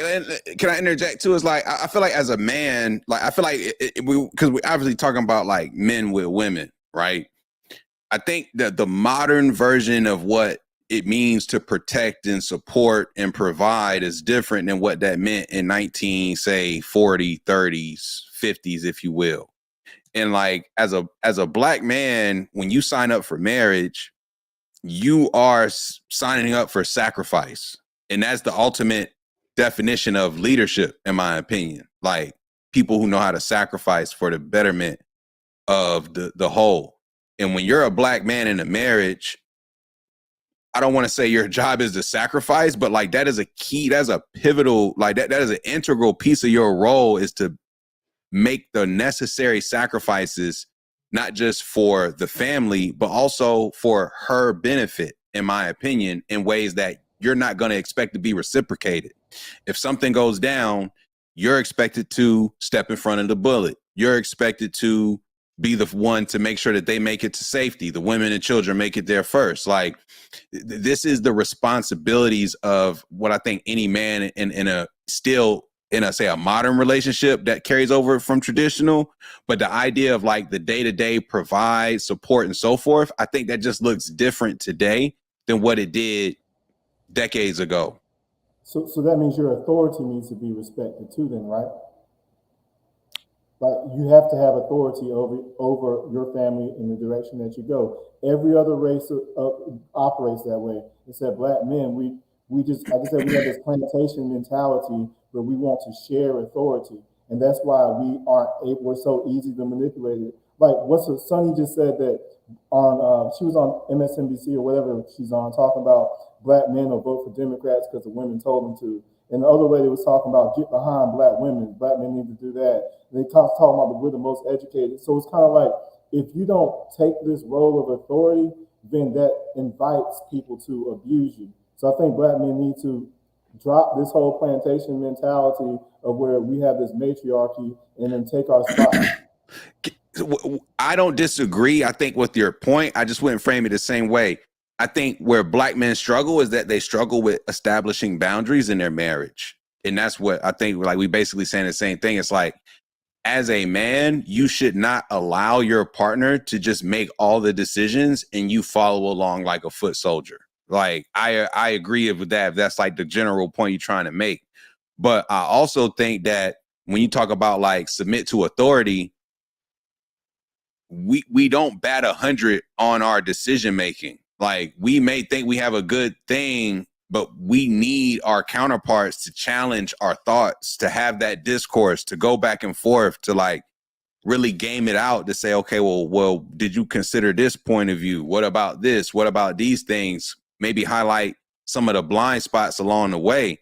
If you don't have a partner doing those things, then I would just value or question the value of the partnership. It's like I wouldn't want to be personally speaking, like, and that's the thing, like, I've been married over 10 years. I wouldn't want to be in this situation with somebody who doesn't have anything to offer intellectually, as well as like from a decision-making standpoint. Like, because if something happens to me, this is who, like when I got married, my mom told me, she was like, basically like, when you get married, that means you choose her over me. And that made me reframe the way I look at how I look at a woman, a partner, and all those things, because like, that's the type of decision you're making as a man. You're choosing somebody over your mother.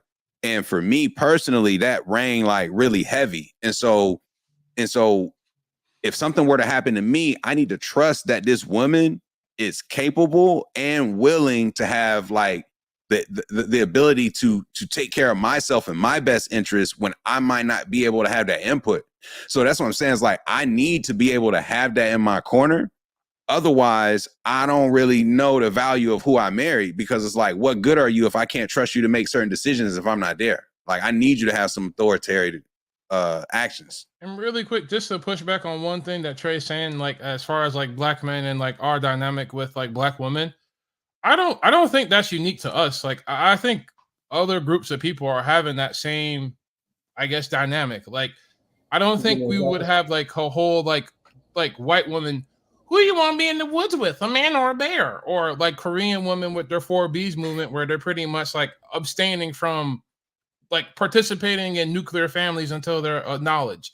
You know, like, I think anywhere you go in the modern world where women have been liberated and are pretty much like empowered, you're gonna get someone who has an opinion that's different from yours. Like, I do think to some degree that it is somewhat naive to think that you're gonna like lord over somebody worth being with and they're just going to be like, okay, Trey. Yep. No, I don't have any opinions. I wouldn't say lord over, but I would disagree that in the white society they have this situation where black, like look how Bill Clinton did, what's the name, Hillary with Monica Lewinsky, and she stuck with him because that's what they needed for power. Look at Trump. Do you see these women speaking out on him? Look at Biden.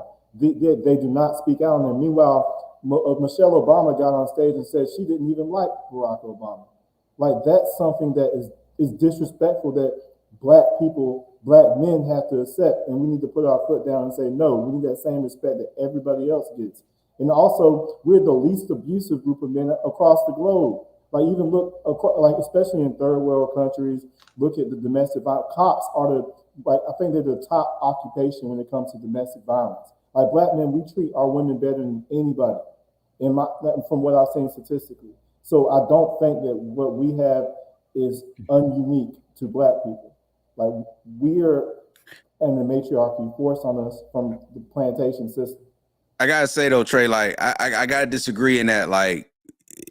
And then I'm gonna hop in right after you finish this point. If you, not even a marriage, if you're in any long-term relationship over the span of more than a decade, I'm not sure how long Michelle and Barack have been married, you're gonna go through periods where you're not fucking with that person, bro. Like it just is what it is. Like, and I say that like frankly because that's the reality of long-term relationships. Like when I say not fucking with them, it's like your level of infatuation and desire and all that, it does not stay the same, nor does it like track perfectly in an upward motion. You're gonna have times where you're just even questioning, why did I do this? Like anybody's gonna do that in a long-term marriage, in my opinion.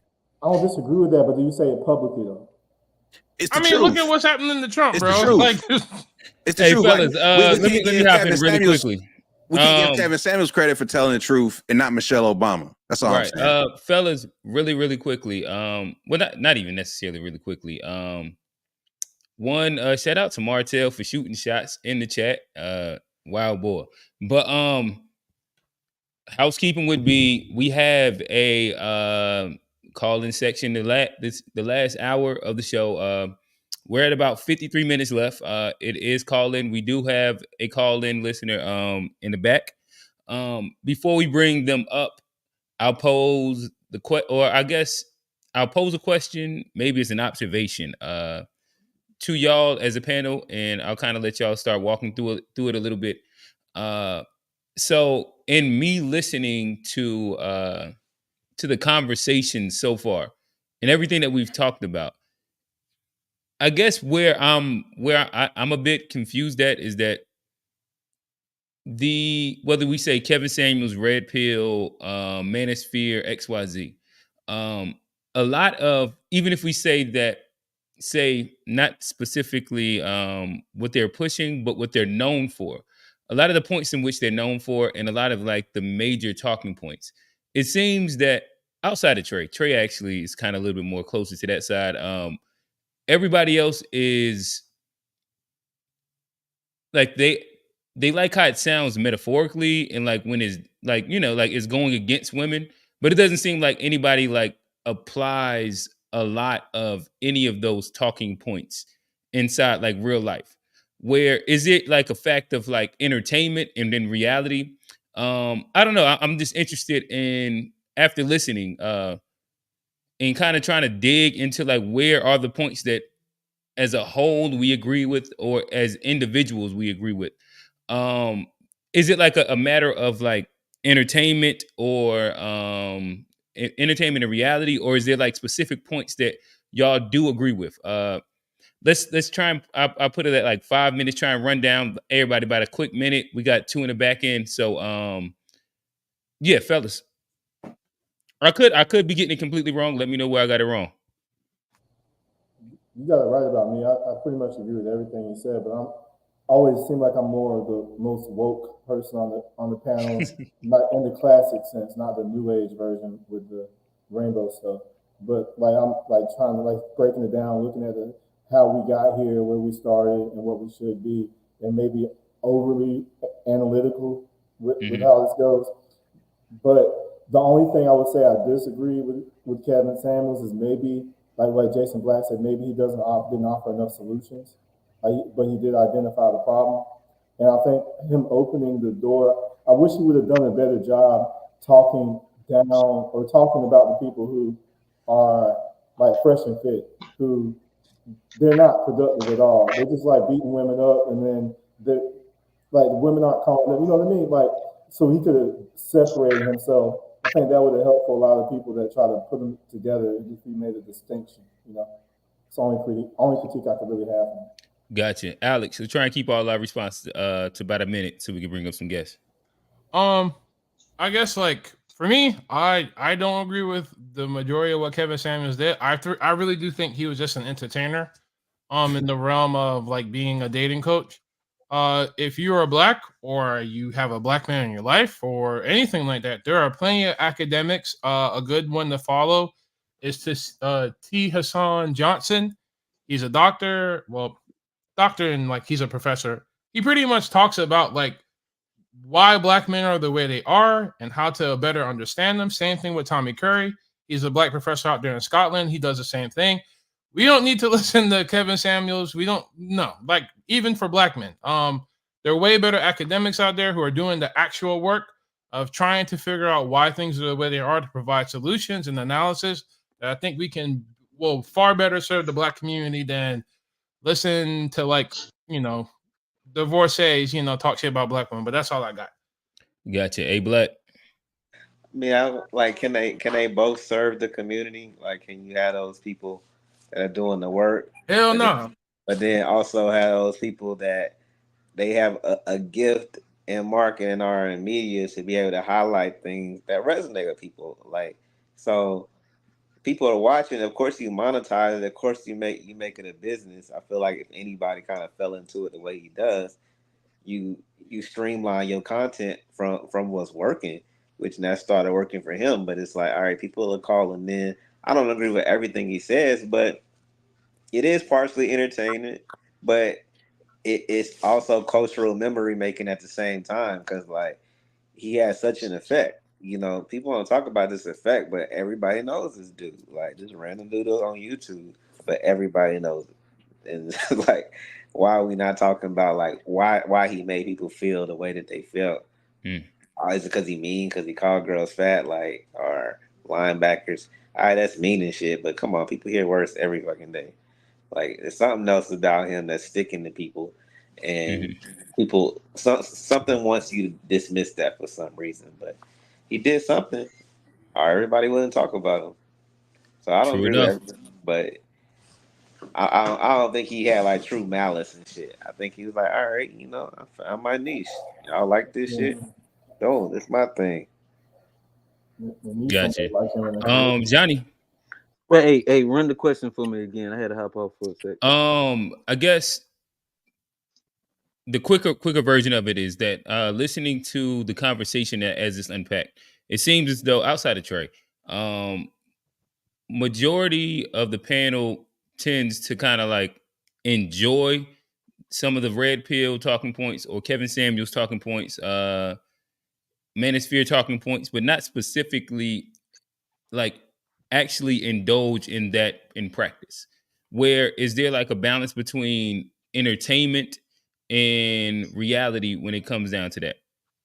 Well, I mean, like when you listen to it, it's definitely entertainment, and there's a space for it.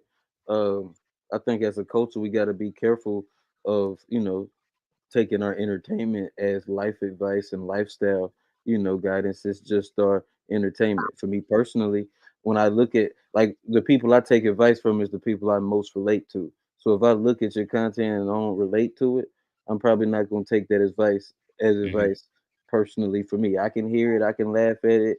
It's entertainment, but when I'm coming for real life advice, that's why we do panels, we do podcasts, stuff like this. This is where I get my advice from on relationships is actually real life and real time, not some figurehead on the internet. Gotcha. G, round us off. Yeah, man. Like I said, man, I think Kevin Samuels in the message. I think the importance of Black family is the most important takeaway. Like we do need to bring Black families back together. And I think the reason, a lot of what he pointed out in terms of reasons why we struggle to do that was 100%. And so, I think we shouldn't ignore what he said. Do we need to reduce what he said to these viral moments of comparing women to running backs and linebackers? I think is where it's all like, it gets lost in the sauce. So, Oh, it's funny, bro. It was hilarious. Like, he's a master marketer. He's a master salesperson. What he was able to build off of what he was doing is a whole other conversation. Like, he figured out the internet at a unique time. But, you know, the unfortunate piece to that is that that with him using that to build his platform, it opens up the floodgates for all the things that are being said about him on the other end. Because, like I said, you weren't, you know, like I told the dude last week about being divisive. At the end of the day, if you got a goal and your alleged goal is to bring people together, you don't bring a divisive energy. You don't lead with things that you know is going to push people away. And talking to women in that way is not a productive conversation for consensus at the end of the day. So, yeah, that's my take on it. Okay, gotcha. All right, so again, I'm about to drop the call-in link again. We got two in the back. Shout out to Kofi. Not Kofi, I said Kofi. Hey, shout out Kofi nonetheless. He said divisive, so I thought Kofi. No, I'm joking. But we got Kamu, we got Lowski in the back. So Kamu, are you well, I'll throw out two of them. I'm not sure if you're familiar. I know you're South Africa. If you're familiar with the Red Pill and the Manosphere movement, I guess I'll start off. Is that a movement over there in South Africa? Good morning, Yeah, bro. definitely. How's it going? Yeah, it definitely is, bro. Like Kevin Samuels was big over here, and I think he has inspired a lot of young black men who suffered what he suffered to stand up and try to do what he was doing. For me, that man deserves no respect from other black men because he was insensitive and he was trying to make a name for himself with an issue that affects black people on a much more deeper level. And I think he doesn't deserve to be put on a pedestal that we put him on. And when you So look at characters what were like your main gripes with not Dr. Umar, with Kevin Samuels? Right. sorry, I can you said repeat that again? I said, what were your main gripes with Kevin Samuels? It was just like the way he spoke about black women, bro. Like a standard for black women is not same. We cannot use the same standard we use for other women for black women. Like black women have been through so much that you can use the same standard that you use for other women. And I think he was just trying to make a name for himself, bro. He didn't really care about the dynamics and the nuances and the sort of like causes that made us to get to where we are. So that kind of a character for me, bro. I mean, you look at even his personal life. He was dating a snow bunny. He wasn't married. I mean, what was he doing, bro? Like that guy deserves no respect. But I wanna talk about black men though. Apart from the dude. I think Gotcha. black men. Hey, Tamo, we gonna keep you in a second. So give me about 1 minute on this, and then I'm gonna bring up the next guy. Go ahead, finish off your point though. Oh, I think like black men, we sort of like we don't hold each other accountable. Um, we sort of enjoy these gender wars, and I'm gonna agree with Trey that if we don't lead, nothing positive is gonna happen for us. Gotcha. Okay. Yeah.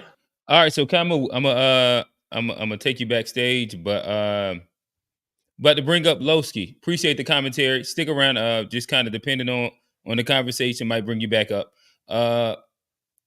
Lowski, am I saying that right? Yes. All right, bet. Lowski, talk to us. Has the gender war been a net positive, net negative across the board for black?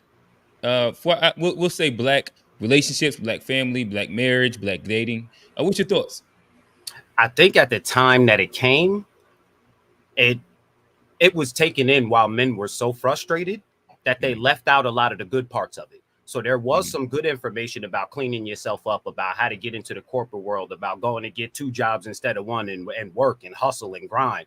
So that time where men had a chance to really sit back and try to find who they were because the world was shut down, they were receiving this information from him. Now, some of these people were not ready for this information. So the only thing they took from the information was calling girls names, and they just got angrier and angrier by the second. So truthfully, I think it was a net negative altogether, because you got a bunch of goofy men out here now that were losers in high school that just have this rage towards women. And these talking points kind of gave them a little bit of ammo, because some of the facts are correct, but they don't work for you, because you're not having that problem because of the girls. You're having that problem because you're a goofy. So that's where I think some of it got left out. Too many goofies took in this information as if it was for them. Kevin Samuels was not talking to you. Like it was a bunch of guys who didn't realize he's not talking to you. Hey, where you calling from? New York. Ah, man, I thought it was Chicago. Shout out NY. Yeah. You said goofy. Oh, yeah. Okay, gotcha. And I guess the next question to kind of build on that is when it comes down to the black family and the progression of it, traditional, modern, what do you see as being most beneficial for the progression of us as, FBA or black in general? Yep. Well, I've been married for going on 12 years now. I think without it, we're not going to be able to do nothing. We see what's happening when the men are not around and when we don't have families anymore. We don't know who our cousins is anymore. We don't know who none of our family is. When one of us fall on hard times, we don't have anybody to go to, because if your family ain't about nothing, you don't even know the rest of your family to be able to reach out to anybody else for any kind of help, any kind of information. So if we don't get together and solve this, and it's such a small issue that they just keep making this gigantic problem. It's not that big of a deal. We just need to have more respect for each other, and we could just leave it there, get together and move on. But that's the only way we're going to be able to do it, is to get back together, rebuild these families, have men inside of the house that can stop the kids in real time, not just on the weekends, because when they go back to mama's house, they wreaking havoc. And then when they come back to you, they get that little bit of discipline for 48 hours, and then they're going back to wreak havoc. So I think those families definitely need to get back together. Gotcha. And so what it sounds like, you're talking more so about the nuclear family. Yes. So in the question, I'm asking closer to like the talking point of like whether you say manosphere, the red pill, where I think Kevin Samuels made the statement that all men should be pushing to be a sole provider, right? Do you think that idea is something that as like the community we should be striving for, or the modern structure in which there some people down the 50-50, or the equality or the partnership? What is your thoughts? I think I don't see a problem with a man striving for that. If that's an ambition that you have, that at some point in your life in the future you want to be able to foot all of the bills for your family, I respect that. But if we're just going to talk logically, we don't make enough money at the time and don't have enough skills to be able to do this. So we're probably going to need to depend on each other to help with these bills in some way, shape, or form, whether it's 50-50, 70-30. You're not less of a man if you need your woman's help. I don't know why you have her if she can't help you during hard times. You may as well just be by yourself. I think at this point, we don't have the luxury. We don't have the family wealth. We don't have generations passed down of money to be able to do that. A lot of these other races, they're coming from money. They're coming from 2 parents that work together and 50-50 the bills in order to stack money. So when they were gone, they were able to leave the children something. We have not done that. So since everyone's starting from scratch, this is going to be very difficult to do. And they're telling this to young men, 22-year-old, 23-year-old men. What kind of logic is it to think that you're going to foot an entire household at 22 or 23 years old? It's not going to happen. You're going to have to team up with somebody and y'all work for the best. If you want to pay all the bills at some point, go for it. If you can't, whatever. Okay, gotcha. So Lowski, Okay. You got something for him real quick? Yeah, I just want to say, like, I agree with what Lowski said, and I think though, I do think though, as men, when you choose to partner up, you are in a dangerous predicament if you aren't putting yourself in position to where you can support the partnership should say something were to happen to the other person as the man. So it's like, should you have to foot everything? Maybe that's like an extreme version, but in an extreme situation where she can't do anything, you have to be able to live to where you are, to where you don't have to move and relocate, all that sort of stuff too at the same time. For sure. Anybody else on the panel got a question for him? Yeah, so if we're going to come to this table, you don't think we need any corrective behavior, correction behavior from our counterparts at all? Because it seemed like he did touch on some issues that are present and real, and that we need to deal with. Otherwise, it's going to be difficult to have like come to the table together, right? That was his whole point. Say the beginning one more time. You don't think we need some corrective behavior? Like, we don't need a correction in behavior from like our counterparts in order for us to come to the table? Because he said his purpose was to have a level setting conversation, so like people can understand what they qualify for, both men and women, and what we both look for. So if that's what he brought to the forefront, I agree that if he gave put a battery in the back to a lot of people who were out there just talking trash about women for no reason. But at the end of the day, like, to get where you're talking about where we need to be, we would need like an adjustment in behavior, right? Absolutely. We out of line. By we, I'm saying specifically, I think our women, because black men, there are less black men in the population compared to black women. Yet there are more married black men than black women. So I think black men are building, but when we're constantly like demonizing media, and we have to finally speak up and speak out against that, we can't really join up with people until we get some respect, right? I hear what you're saying, Trey, but like once you married, like fuck everybody else's wife. That's just how I'm moving. Like I worry about the collective, bro. I get you're good. I'm talking about the collective. I'm good too. But like that's what I'm saying. Like you cannot like police an entire group of women. Like that's kind of about the collective, bro. You may not care about the collective like I do, but I'm not talking about an individual basis. But that's like what you're saying. Like we sound like we Crips and Bloods. Like what are we gonna do? Like DP these women? Like that doesn't make any sense. Like, hey man, you fucking up the set, cuz. Like, no, like what the fuck? No, like, hey baby, you good? Yeah, that's like what you're trying to say, Trey. Like that is something you're gonna have to do with one woman, and y'all come to an agreement. You can't. And that respect has to be demanded between y'all two. Like if you coming into a relationship where you demand that level of respect, and you ain't about to settle with nobody who ain't giving you that level of respect. I'll just go find me another black woman that respects the hell out of me. I'm not going to deal with them. I'm not here to keep on correcting you, because we keep on talking and they keep on not listening. Sometimes you need to let people hit the wall to realize that the wall is made out of a brick. Afterwards, we'll patch you up. Yeah, we'll come and we'll pick you up. We'll wrap your head up after you hit the wall. We still here. We got your back. We ain't gonna let you fall. But you may need to hit that wall. I told you the stove was hot. You still wanted to touch it. It's hot.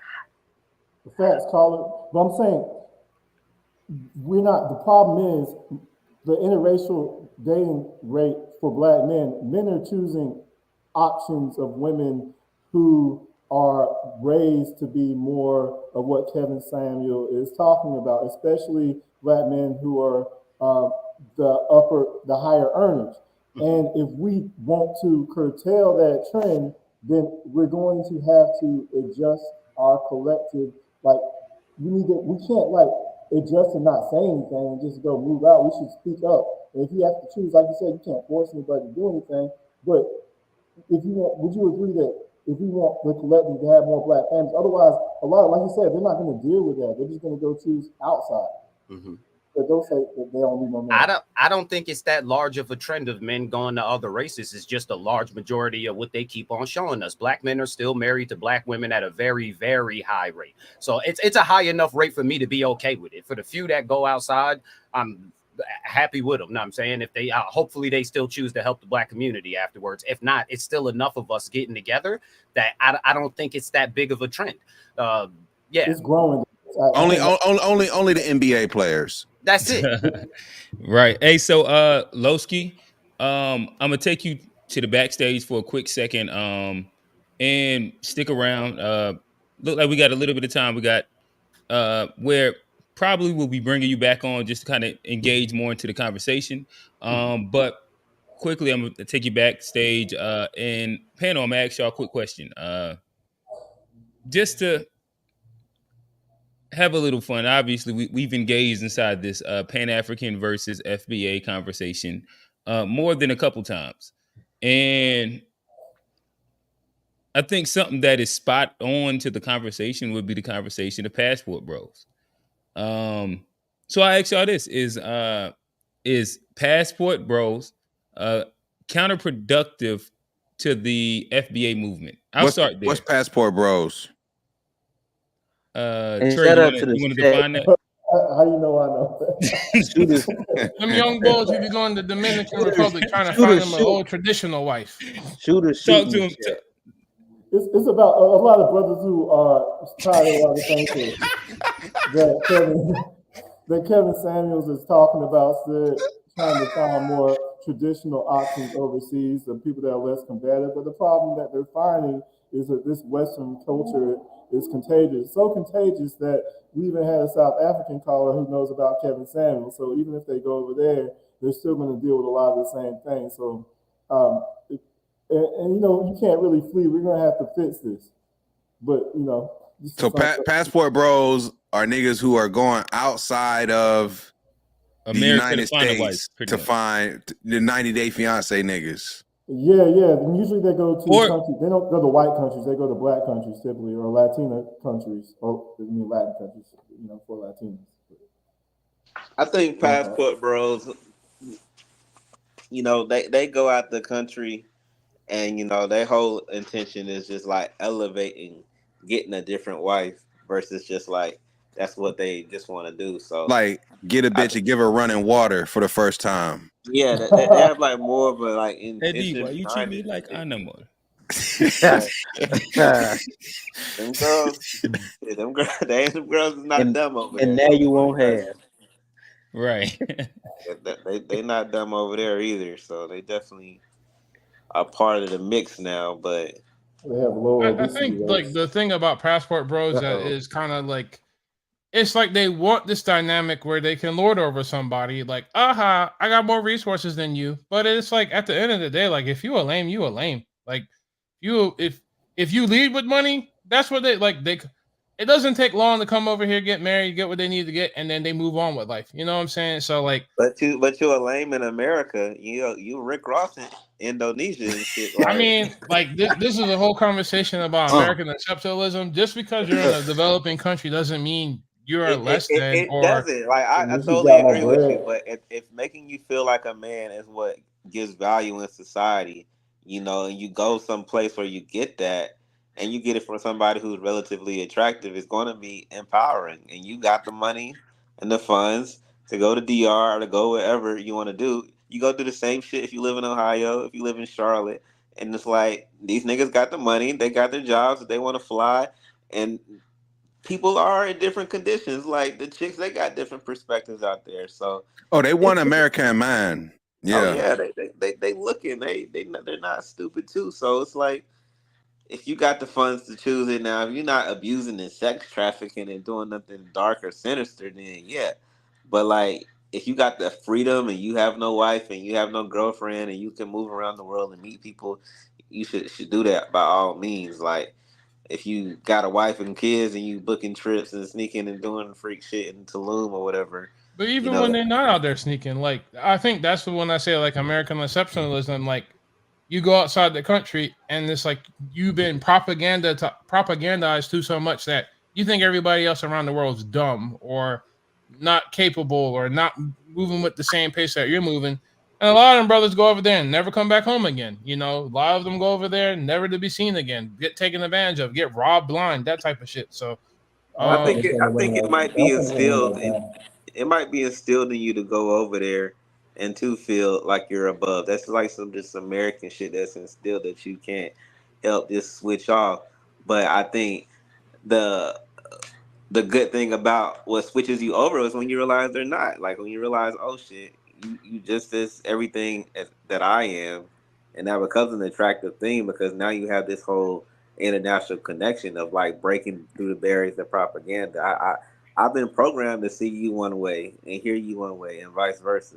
But when you realize like, oh, we're the same and shit, it's like there is a demographic of people in non-US countries who seek American partners just for their sole benefit of trying to gain access to America and or citizenship in other form. Like it's hoes and hustlers everywhere. But what I say, but that's what I'm saying. Like as an American traveling, you think you find a bitch that just like think you so great, but I'm gonna be real. I think the passport bros is just all the dudes who never got the king's treatment from a woman because they just wasn't that guy. Like, yeah, so exactly. Instead of just improving yourself and becoming that guy. Now, for those of us who were popular in high school, always been getting girls, never had a problem in that department, we don't got to leave the country to find them. Like, there's Mexicans in America, there's Puerto Ricans in America. Why would I have to leave to be able to go find that? Like, they're right here. I could get them right here. I don't have to fly right here. Those are for the guys who couldn't. Those are for the guys who could not get the king's treatment here, so they have to go somewhere where they got the upper hand a little bit, and now they get to experience it for a second. And I don't know if it's a good or a bad thing. I really don't know. I don't think it's the king treatment all the time. I think men want to be valued, and in certain cultures, women are. I don't want to say bred, but their programming or their conditioning is more adaptable to men. They want to serve and be with men in a way that they don't feel treatment. You serve the king. I mean, we are kings. It's that Mr. Seeley treatment, bro. But if we are king, it's like you can be a king without being fucking the dude in color purple and abusing the chick and shit. Exactly right. But Nobody's you can still like I can treat you like a queen, you can treat me like a king, and there's nothing wrong with like a woman. Like some women really like that shit. Like I want to serve a man. I feel like that connection makes us stronger as a unit versus like these semantics on equality and on this, on that. Like let's be the best of what we're good at. And make that shit compatible with each other, but like. Hey man, bro, can I add on this real quick? Yeah, because the boys the fellas who are going on as a passport bros, they can afford to travel, so they're not like doing too bummy over here. For one, and for two, man, have y'all seen the new trend called the black wife effect, where the 2% of black women that white men marry, they celebrate and they'll find. My bad. Explain that again. The black wife effect. Yeah, they get it's black. First off, white men marry black women at like 2%. So of those 2%, they've made a trend where they show the before and after of how they get a regular white dude and they make him look like John B, kind of like the reverse Travis Kelce. So this worship, it seems like they worship like a regular white guy, and then black men, unfortunately, we don't. Like we have the only kind of group of women outside. I think Asians have a high intermarriage rate. They seem like they worship non-black men, or they'll go for non-black men, and they put them on a weird pedestal to where these black men are kind of tired of it, and they want to go and get put on a pedestal. So I don't think they would go there if not for what they're facing here. And we can't just like throw that out and say these men are just lame. Like there's an issue. No, this is why I think they connected with Kevin Samuels so much, because of that frustration you just explained right there. It was that exactly what you just said.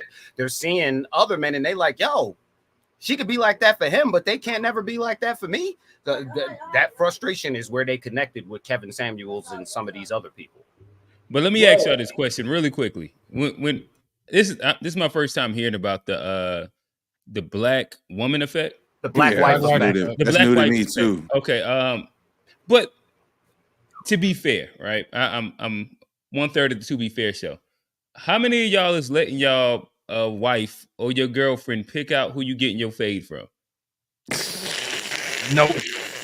Right. Like, Well, I think like your girl recommends you to do shit. Like before I met my wife, like I used to be clean shaven. She's like, "Baby, you look better with a beard." I oh never no, this shaved is a it. fact. That like they tighten you So up on a bunch of like that small thing. But as black men, I just think that we don't necessarily post it per se.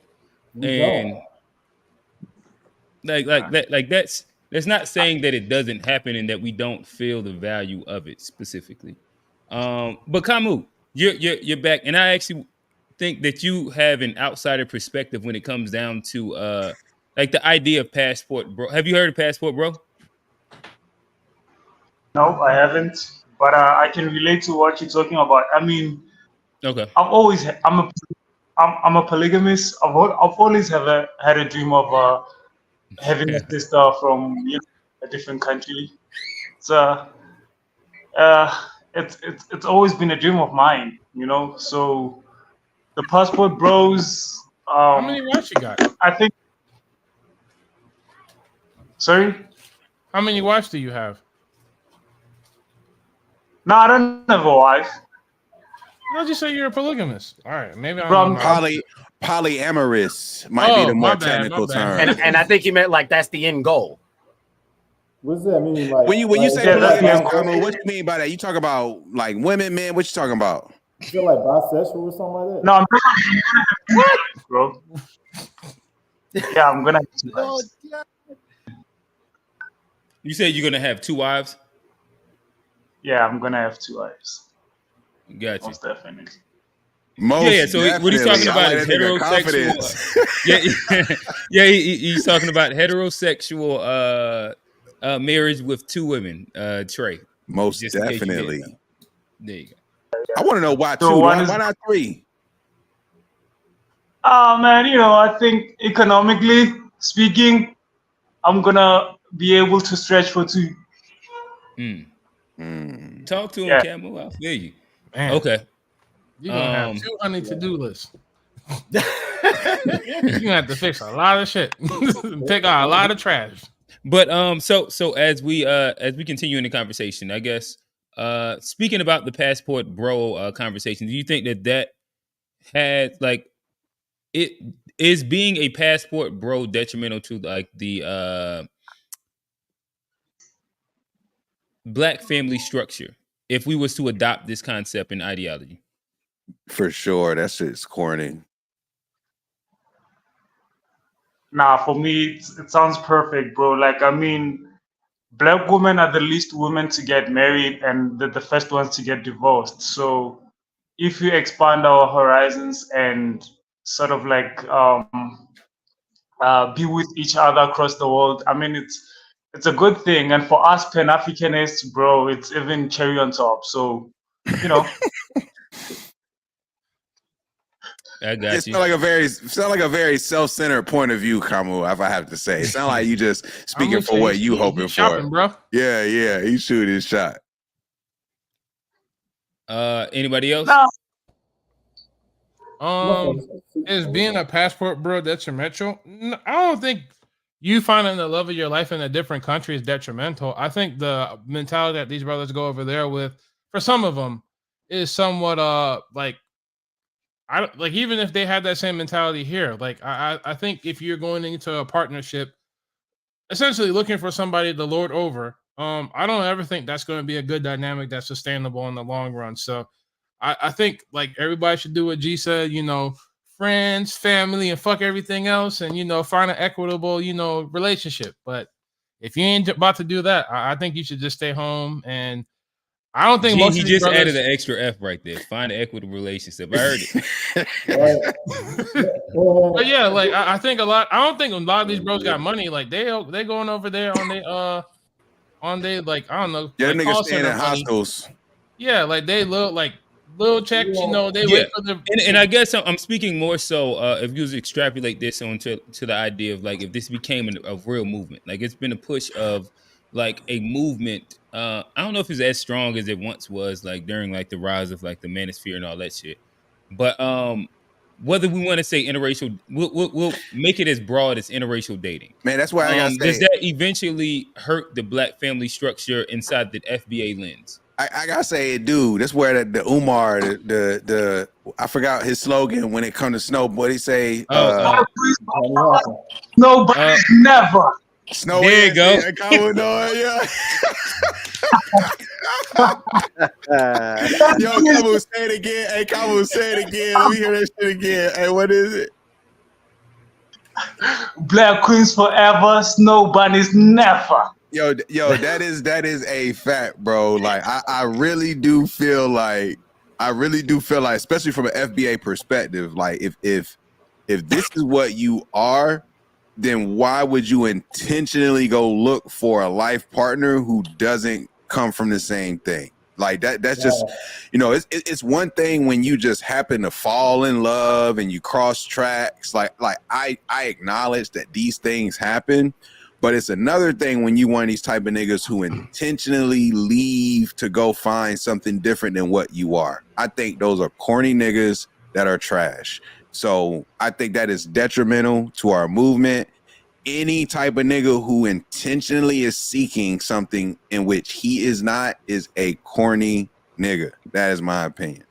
Hey, yo, if it makes it any better for them, they are not going to Europe. They're going to black countries and they're getting Afro-Latinas. So they're making, it's not like they're getting, what's better, that or, you know what I'm saying, going over here and like all the draft picks where they pick somebody over here that's a European. They're still making black kids. And also, I think that's the only way you can force an adjustment in behavior, because unfortunately, saying it isn't going to change anything. The only way that people will learn and adjust their behavior is if you just say, I'm not going to argue, and you go and get that wherever you get it. And so Trey, I guess asking inside like an explicit format, so are you for the idea of passport broing and or the interracial dating while being within the FBA movement? I mean, I want to hear this. I'm not 100% for it. I mean, I have my things against it. I think it's difficult to be a black leader and lead the FBA movement when you like, you're on the stage, you get everybody riled out, and you're like, now everybody meet my wife. And then she come up, it's not going to be, you're going to have some difficulty. But isn't that like Tariq Nasheed? Tariq Nasheed's wife is biracial. But she's like the dad's like African, and then the mother is white. In America, if you're biracial, you're considered black, right? If you're darker, she wouldn't be the lightest person on this panel. Yeah, my wife's biracial and she black. Yeah, so I think people just do that to take a shot at Tariq Nasheed. It's something new all of a sudden. I didn't know if you was half black that all of a sudden you wasn't black no more. I wasn't around when that changed. Before, we claimed everybody else. Like my wife is as black as Beyonce and Chris Brown and all the other people who y'all allowed to claim that they black. But when it comes to the women, for some reason, it gets odd. I think it's like new FBA. It's new FBA rules in which we're all trying to like navigate through, to my understanding. In which like not Pan-African, like Caribbean and African isn't specifically black in certain circumstances. In which like there's a lot of differentiation that comes with it. And to me, like that was me asking that question where to be a person that calls out non FBA people often, it does seem a little hypocritical when you have a biracial wife in America. A biracial wife that doesn't have any FBA lineage at all. I didn't know she had no. She said her father was FBA, and also Frederick Douglass was biracial. Frederick Douglass was biracial. We're not claiming him now anymore either. Was the person FBA? I'm not in the FBA movement personally. I'm just going off of like the consistency of which y'all tend to kind of like draw the line at. But so if it's FBA said that, there's only tethers that try to bring something up against Tariq Nasheed. They're saying, well, your wife's biracial, because they don't know in America biracial. If you have a black parent, you're considered black. It's always been that way until now. Even if you're Caribbean. Just to kind of like just to borrow a word, ethnogenesis. Like I think the whole term, like, it's not necessarily something new. I don't know if y'all like Lovely Tea fans. My wife is.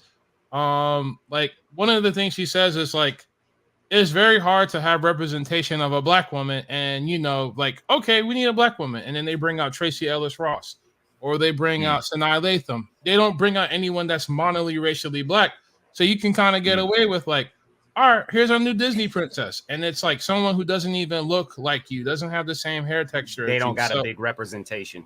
So like, it's kind of like, is Patrick Mahomes black? Yeah, but if Lamar Jackson wins the Super Bowl, I'm gonna be super happy. It's like that. It's that type of thing. He like black light. It's like light black for real. Well, it's not even that. It's like his daddy black. You can't like. Nah, his daddy's like real black. His dad is like a nigga, bro.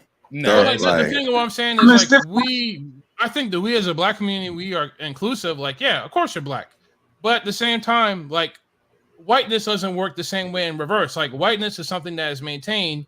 Blackness is just like, yeah, you black by default. Like, you didn't make the white cut. Go over there with them. Like, so I think what we're doing now, is like, hey, like, you are black and white. You're not necessarily monoracially black, but I still acknowledge that you're a black brother, black sister, just like me.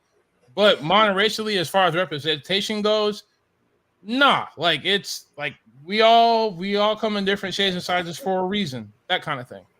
You know there are white Latinos, right? Huh? He's black. You know there are white Latinos, right? Yeah, like Canelo Alvarez, yeah. Because they are of white lineage, just like how there's Matizos and Boricas and all that. Like, there's a lot of like race mixing that goes on. There's another side to this coin too, because like, what are we supposed to do with all of the black men that black women just don't like? Because we have those, the Carlton Banks, the none of them ever really had no chance with no black women, and it had nothing to do with anything other than the fact that black women just don't like those kind of men. So do we tell those black men to just stay single, don't make any children, sit over here and be miserable if black women don't want you? Or do we accept the fact that some of them are probably going to have to go somewhere else? Well, I think that's true, but also, Lowski, do you not believe that there is also a nerdy black woman demographic as well? I believe it is. And it just kind of comes down to, like, it almost minimizes to like a lot of them gay white guys, right? But that goes closer to my point. That's where it ends up being more of a preference thing outside of like necessarily available options. I would say even like there is like a subgenre of both that exists. I would say even a proximity thing, because like when you start talking about start talking about these oftentimes when you're in these situations where you're quote unquote nerdy or whatever, you might be in an all white school, for example, so like live in a white area or compounded all white school, all white neighborhood. You always the only black person in the social group. Like, why would I reasonably expect that you naturally end up with, say, somebody who looks like you? So that's what I'm saying. Like, there are going to be situations where you end up falling in love because of proximity. But when you intentionally go seek something that's not who you are, is different. And that's what like Passport Bros, I feel like, is the line. It's like Passport Bros are intentionally saying, I don't date black women. I'm going to look for something that is not me, and I don't want what's here. You know what I'm saying? Gotcha. So yeah, so pretty much we got about 7 minutes left. We got close to 7 panelists. So we're gonna run down, allow everybody to kind of give your closing thoughts. I'm gonna put a minute on the clock, try and keep it brief. But from the gender wars conversation all the way down to this, however you want to frame your ending statement, we'll start with our calling guest. So Lowski, we'll start with you. I think this was a great conversation. Shout out to everybody who we was able to keep it cordial, didn't have to deal with a whole bunch of nonsense, got some great information out there. I think the way that we're going to win is by getting together. I think that gender war stuff, I think it was entertaining when we had to be locked in the house and couldn't pay attention to nothing else. It was something cool to watch and talk about. But at this point, I think it's just about over, and people are realizing that we actually do need each other a lot more than we thought that we did. So I think going into the future from here, I think it's going to be great. I'm optimistic that things are looking up, because now we're starting to see exactly how much we need each other. Gotcha. Camus. I think a black family needs to heal. Um, and being a housewife doesn't necessarily mean you're dumb. It's just a role that you have to play. I mean, women have been doing that for centuries. What makes this generation think that we're different from other generations? So, um, looking into gender, what is it? Gender roles and consolidating that doesn't necessarily seem to be a detrimental thing, rather something that can make us, overcome all these hardships that we're going through as a race. And I think conversations like these are important, and I hope we continue with them. Yeah, thanks. For sure. Alex. I don't think there's any gender war. I think it might seem that way, but what I think is a more prevalent thing, and kind of what we all touched on tonight, is the economy of things. Like if young men and young women are going to an economy that doesn't work for them, doesn't provide them the things that their previous generations had when they were making families, when they were meeting each other, when they were starting relationships, you can't really expect to have the same result. The greatest thing this country ever did to form a middle class was to subsidize it. If you want the results that you got when there were baby boomers, essentially like literally there's an entire generation called baby boomers because that's how much people were having kids, because that's what the society was set up for. So it's not a surprise that like you see things the way they are now, and you can either go with that or you can kind of say like, hey, I'm not going to buy into this bullshit. I'm going to find me a black queen, white queen, whatever. Find somebody who loves you, who's going to build with you, and go to work. But that's all I got to say. Great All right. conversation. Johnny. Yeah, again, another great conversation. I think we, unpacked a lot. I think at the end of the day, a lot of these conversations were had for audiences that didn't necessarily apply. And I think when you're really talking about relationships, what's really going to be best for our community, we gotta, look to the community and work within. We gotta, love who we see. We gotta, marry who we see and work with who we see. So, uh, yeah, that's where I'm at with it. A lot of these conversations just, wasn't necessarily for us. Gotcha. Trey.